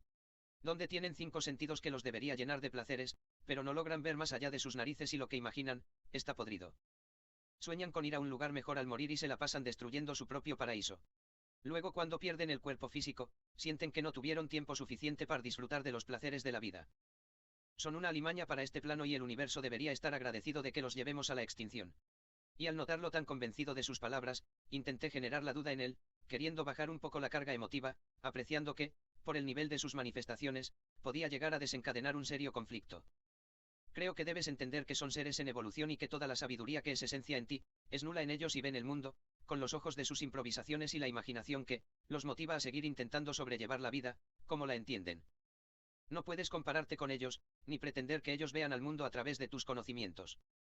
No debes intervenir tampoco para que los hombres despierten. La inconsciencia se les ha establecido por algo y sabes muy bien que no sabrán qué hacer con la información que puedas darles. Y su aura comenzó a manifestar más y más energía. ¿Y quién eres tú para decirme lo que tengo que hacer? No tienes ni idea de quién soy y lo que puedo hacer con tu mundana existencia. Yo no te voy a matar, para que te eleves en espíritu a hacerte del resto de tu ser. Yo tengo la fuerza de extinguir tu existencia y a través de tu conexión espiritual con el resto de tu ser, hacerme también de la energía y los conocimientos del todo, logrando la nada misma para ti de aquí en más. Así que mide bien tus palabras, porque ante mi enojo, sentirás como si ingresases a un agujero negro y él mismo absorbiera todo tu ser, en cualquiera de los planos en los que se encuentre, para nunca jamás volver a existir. Lo escuché con atención, sin dejar de pensar en cómo liberar a la mujer de sus ataduras y ponerla a resguardo de la gran cantidad de energía que se estaba liberando en la zona. Si bien por el momento no tiene un impacto directo sobre la misma, la exposición prolongada a esta energía, provoca malformaciones celulares que pueden derivar en un tumor maligno muy agresivo, en razón de la energía residual, que va acumulando el cuerpo y que no responde a los niveles establecidos para su subsistencia, en este plano. Pazuzu, mi señor. Así te llamaron los antiguos de este mundo cuando sin encarnar diste pruebas de tu existencia. Y durante siglos fuiste venerado. Lo que significó para ti, un incremento notable de tu energía, derivada de los pensamientos de la humanidad de entonces. Entiendo que muchos de ustedes, hermanos míos, cuando están debilitados en su existencia, vienen a este plano y se manifiestan sin encarnar para que los hombres los observen con características divinas. Y también entiendo que no importa si los llaman ángeles o demonios, es la energía de sus pensamientos, manifestada a través de sus oraciones, rituales u ofrendas, las que los beneficia al incorporar esa energía en sus cuerpos espirituales. Para lo cual no resulta insultante en esa oportunidad, esta etapa poco evolutiva del ser, bajo los propósitos con los que resuelven venir a ellos. También entiendo que muchos de los conocimientos que mal usan los humanos, son los residuos que obtienen de ustedes, en los distintos pactos que realizan, en donde los verdaderos beneficiarios son ustedes. Y que esto sucede, porque el hombre en su mínima existencia, no tiene la consciencia de que ellos vienen a evolucionar, en determinadas circunstancias de la vida, en las cuales se generará en ellos, a través de la experiencia y el ejercicio de superar los acontecimientos establecidos para tal fin, una gran evolución de la que serán, verdaderamente conscientes de ella al incorporarse al resto de su ser. Con lo cual son también ustedes, responsables de que no se desarrollen apropiadamente, y tengan que reencarnar en el mejor de los casos, o llevar a lo largo de sus existencias el fracaso de sus deberes a desarrollar. Y mientras mediaba palabras con la entidad, iba desatando a la mujer. Con el objetivo de una vez liberada pueda doña Bernarda, construir un canal de protección por donde pueda desplazarse el cura, para recuperar a la mujer y ponerla a resguardo. La manifestación de tus conocimientos, no me va a conducir a desistir de mis actos, que no son otra cosa que la represalia de las tantas agresiones que recibimos desde este plano. Hace un tiempo vine a ser parte de este tiempo y espacio, con el objeto de desarrollar la maternidad. Necesitaba del conocimiento de saber crear vida, desde la carne misma y no desde la dirección de un pensamiento energético, para tal fin. Yo hice una buena vida y me engendraron en los más humildes niveles sociales de estas criaturas. Crecí entre guerras motivadas tanto por el poder, como por la administración de la verdad de la existencia humana y así perdí a quienes fueron mis padres y luego, a la persona de la que me enamoré y se complementó conmigo, para engendrar descendencia. Siendo el hombre a través de sus fluidos, quien le otorgó características de hembra, en su conformación biológica. Todo me quitaron. Viví alejados de todos, tratando de sobrevivir gracias a las virtudes del bosque, cuando me llevaron e hicieron lo que quisieron de mi humanidad. Y en ese momento irrumpe doña Bernarda en la situación. Y un niño cavó toda la noche con sus propias manos y rompió sus dedos abriendo tu sepulcro, para prolongar la vida gestada desde tus entrañas. Un padre se ocupó de ponerla a resguardo para que nadie la buscase y 4 putas hicieron lo que pudieron para que se desarrollase lo más sana posible, hasta que la misma se encontrase en condiciones de construir su propia historia. Y esa vida generó vida y trascendió en el tiempo hasta pararse delante de ti y recordarte que te llamaste Luisa, unas 1664 lunas, después de la encarnación de quien llamaron Cristo. Y algo cambió en la animosidad de la entidad. Visualmente se dirigió hacia el lugar donde se encontraba la anciana y permaneció atenta a ella por un momento, mientras doña Bernarda no dejaba de explayarse para con ella. Ven a mí y siente tu esencia, dentro de la cadena de mi ADN, siente cómo tu historia sigue viva en mí y tú has sabido ser parte eficaz, del ciclo de mi existencia humana. Y entonces me miró un segundo diciendo, abre el portal, que ante el sentimiento de venganza que anida en su ser, no habrá idea que la haga desistir de sus intenciones. Doña Bernarda comenzó a desplazarse hacia un extremo del recinto y la entidad empezó a seguirla, escuchando muy atenta su relato, cuando de repente un haz de luz impacta contra la frente de la anciana, interpretando yo, sin escuchar los dichos de esta, que ella le pidió a la entidad, que lea toda la información de su ser, consciente e inconsciente, para ganar tiempo y dejarme abrir el portal. Tomé mi medallón y me orienté con frente al punto cardinal sur y comencé a accionar sobre la situación reinante. Dirijo mis pensamientos hacia el sur y llamo al Señor de los cruces de caminos. Al fuego mismo por excelencia, al Señor de este mundo. A quien le fue encomendada la custodia y fiscalización de la vida humana, para controlar que la evolución del ser, se desarrolle de la forma establecida para el fin definido previo al encarne. Quien dará testimonio de los actos del hombre y será parte esencial del juicio individual del ser. Y del final de los días, sobre la existencia humana. Escucha, mi Señor, el llamado de este fiel seguidor tuyo, que requiere con gran necesidad de tu atención. Siente cómo vibra mi espíritu. Siente cómo mi alma reclama tu atención y cómo este ser que se dirige a ti digno de tu presencia, te llama. Tú que te diste a conocer ante mi mundana presencia como Satán, yo te nombro y por el poder que has sabido depositar en mí, recurro a ti para que se abran los portales de tus dominios y hagas que mis hermanos con nombre y sin nombre, vengan a mí, que formo parte de ellos bajo el nombre de Bunou. Que lleguen en mi ayuda investido de tu sabiduría y poder. Que vengan preparado para recuperar a una gran entidad traída por error a este plano, la cual desbordante en ira, se encuentra dispuesta a intervenir y llevar al fin de los días a la existencia humana. Tú que me enseñaste que la vida del hombre se extinguirá, cuando ante el Creador expongas que sus actos llevarán a la destrucción de toda la creación de este mundo, y viendo que ese tiempo no ha llegado, abro el portal de acceso a tus dominios para que le des paso a mis hermanos y que los mismos, sin dañar a la entidad abducida, puedan llevarla al tiempo y espacio que le corresponde a la misma. Que mis palabras lleguen a ti y las mismas se transformen en tu voluntad, para que mis hermanos inferiores y superiores, tomen como propia la misión y ejecuten la extracción que a tu consideración os dejo. Yo, mi Señor, inicio la apertura del portal esperando sea tu voluntad la correcta, para definir los acontecimientos a seguir, de la mejor manera posible. En ti creo, en ti confío y a ti doy gracias por sentirme parte de tu reinado, mi Señor. Y detrás de mi evocación, empecé a realizar la apertura del portal, en el mismo lugar de donde salió la entidad. Uno utiliza el punto de unión de tres planos, que vienen a representar las tres dimensiones predominantes en este tiempo y lugar, para utilizar su punto de unión, como el punto de fuga en un dibujo de arte, logrando que toda la energía de mis intenciones, se concentren en el mismo, y generen la alteración física suficiente, para romper el campo energético que delimita los planos existenciales, y pueda definirse un sector apto para trascender de un lugar al otro.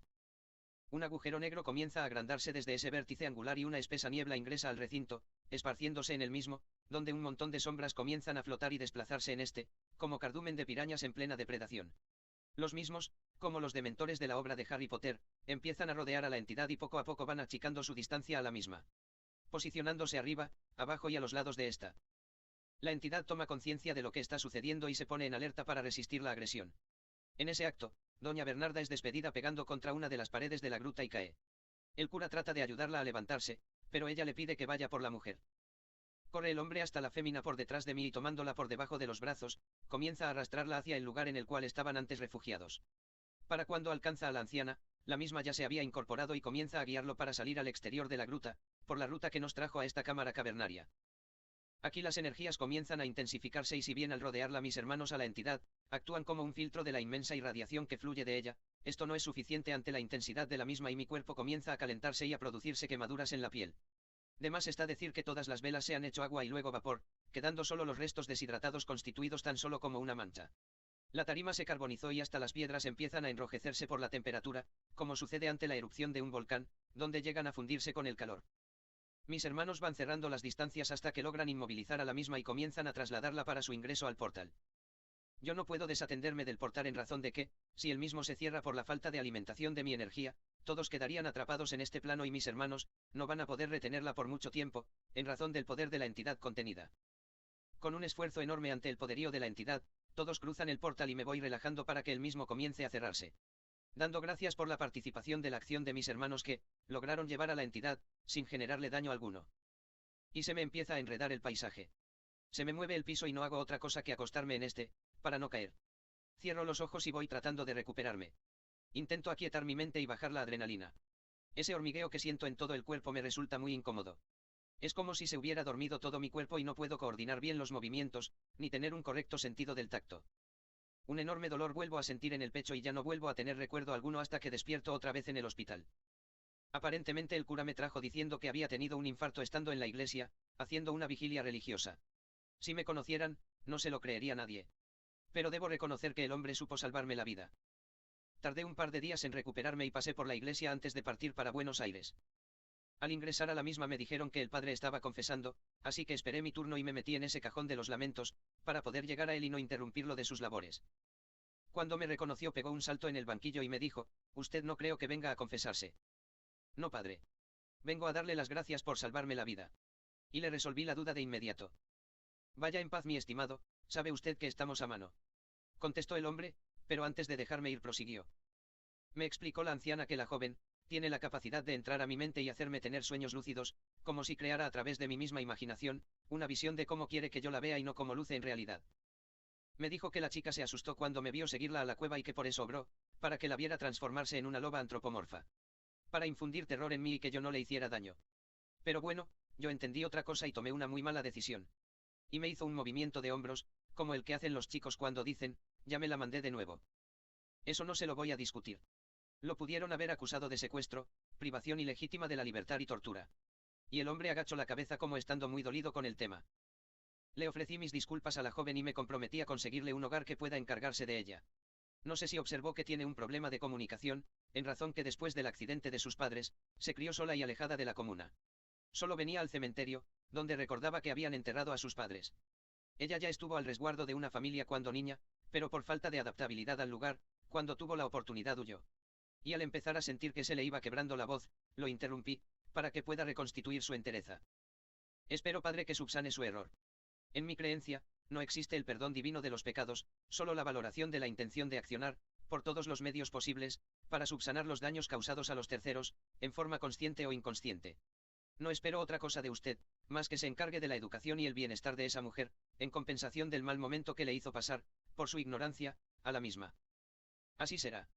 Me dijo el cura y al salir del encofrado en el que nos encontrábamos hablando, me regaló un abrazo de esos tan afectivos, que generan una enorme paz en lo profundo de nuestros sentimientos. ¿Y qué sigue ahora? ¿Va a volver a borrarse de mi mente?, preguntó inmediatamente después de su afirmación anterior. Es necesario. Perdió la fe. Le dije al hombre, como para entender cómo había quedado su conciencia, después de los momentos vividos en la Salamanca. Me quedaron algunas dudas, pero mis sentimientos hacia Dios siguen intactos. Dijo el cura dándome el pie, para que le aclarase, algo más de todo lo que vio en la cueva. Mire, padre, yo no le puedo decir nada más que todos formamos parte de un plan y que estamos en constante equilibrio de acciones buenas y malas. No es una idea muy alejada de la realidad del yin y el yang de los budistas. Las entidades buenas y malas, a las que adoran o aborrecen, son creaciones humanas de acuerdo a sus necesidades. Hay muchas entidades en el plano espiritual, inferiores y superiores. La vida humana es el proceso evolutivo más importante de la vida espiritual. No pierda su fe, porque usted vino con una misión en el desarrollo de ella. Yo solo podría decirle que, les enseñe a sus feligreses, lo maravilloso que es vivir. Cuando el hombre muere, lo que más extraña son los olores, el tacto, la audición, la visión y el gusto. Toda la información sensitiva que recibe en vida de su cuerpo. Eso jamás se vuelve a sentir y no siempre se vuelve a encarnar. Hay una entidad que cumple la función de lo que ustedes llaman Dios y otra que hace el trabajo de Satán y tantas otras que jamás entenderán los nombres y funciones que ustedes le ponen. El bien y el mal está en todos los seres. Ustedes mismos hablan de un Dios enojado que inundó el mundo o destruyó dos importantes ciudades de la antigüedad, por la conducta social de las mismas. El Dios verdadero, no es tan humano como el de la Biblia, pero no pierda la fe en él. Si existen distintos caminos, es porque la verdad tiene muchos puntos de vista para ser completamente definida. Gracias por sus palabras, dijo el cura. En un tiempo la verdad vendrá a usted y entenderá cuál es la razón de todos y cada uno de los acontecimientos de su vida. Alterar el proceso, es no dejarlo evolucionar y perjudicar su existencia. Padre, confíe en la vida. Nada es por nada y todo está relacionado con todo. Maneja hasta la capital. Me dijo antes de partir. No me dejan. Dejo el auto en el seguro y ellos me consiguen un remis que me lleve hasta mi domicilio. El médico no me firmó el alta hasta que le mostré lo acordado con el seguro. Me deja más tranquilo saberlo, dijo el cura, estrechando mi mano al salir. Y continué con todos los preparativos para iniciar la marcha. Desde la entrega del auto, hasta los estudios médicos que me llevaba a Buenos Aires, para continuar con el resto de los controles cardíacos que me quedan pendientes de ejecutar. Ya en la ruta, saliendo de una estación de servicio y parada en un puesto de quesos y embutidos criollos, veo a la mujer que levanté en la ruta y me salvó la vida. Con una sonrisa de oreja a oreja, con una mano aferrada al delantal y la otra saludando con una alegría que iluminó todo mi ser, haciéndome sentir tan saludable y joven, como cuando constataban tan solo 20 años de vida en mí. Y así dejamos momentos importantes de la vida atrás, y continuamos atentos a lo que viene, muy especialmente, si es un Scania 120 el que nos está por cruzar en la ruta. La vida es tan bella, que vale la pena vivirla con una sonrisa, aun en sus días más difíciles. Dicen que Dios creó el mundo y que todos tenemos una parte de él en nosotros, por lo cual entiendo que eso nos permite considerarnos como seres creadores.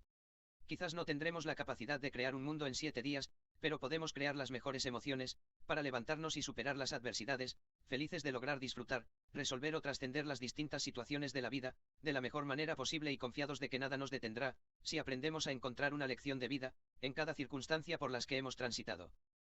A quienes alguna vez han sido juzgados erróneamente por sus creencias o forma de pensar, mis respetos y el deseo de que encuentren paz. Nadie es dueño de la verdad y la duda y el autocuestionamiento constante y permanente, debe ser el verdadero motor de la evolución del hombre. Que así sea. Semámporas. Mi señor. Semámporas.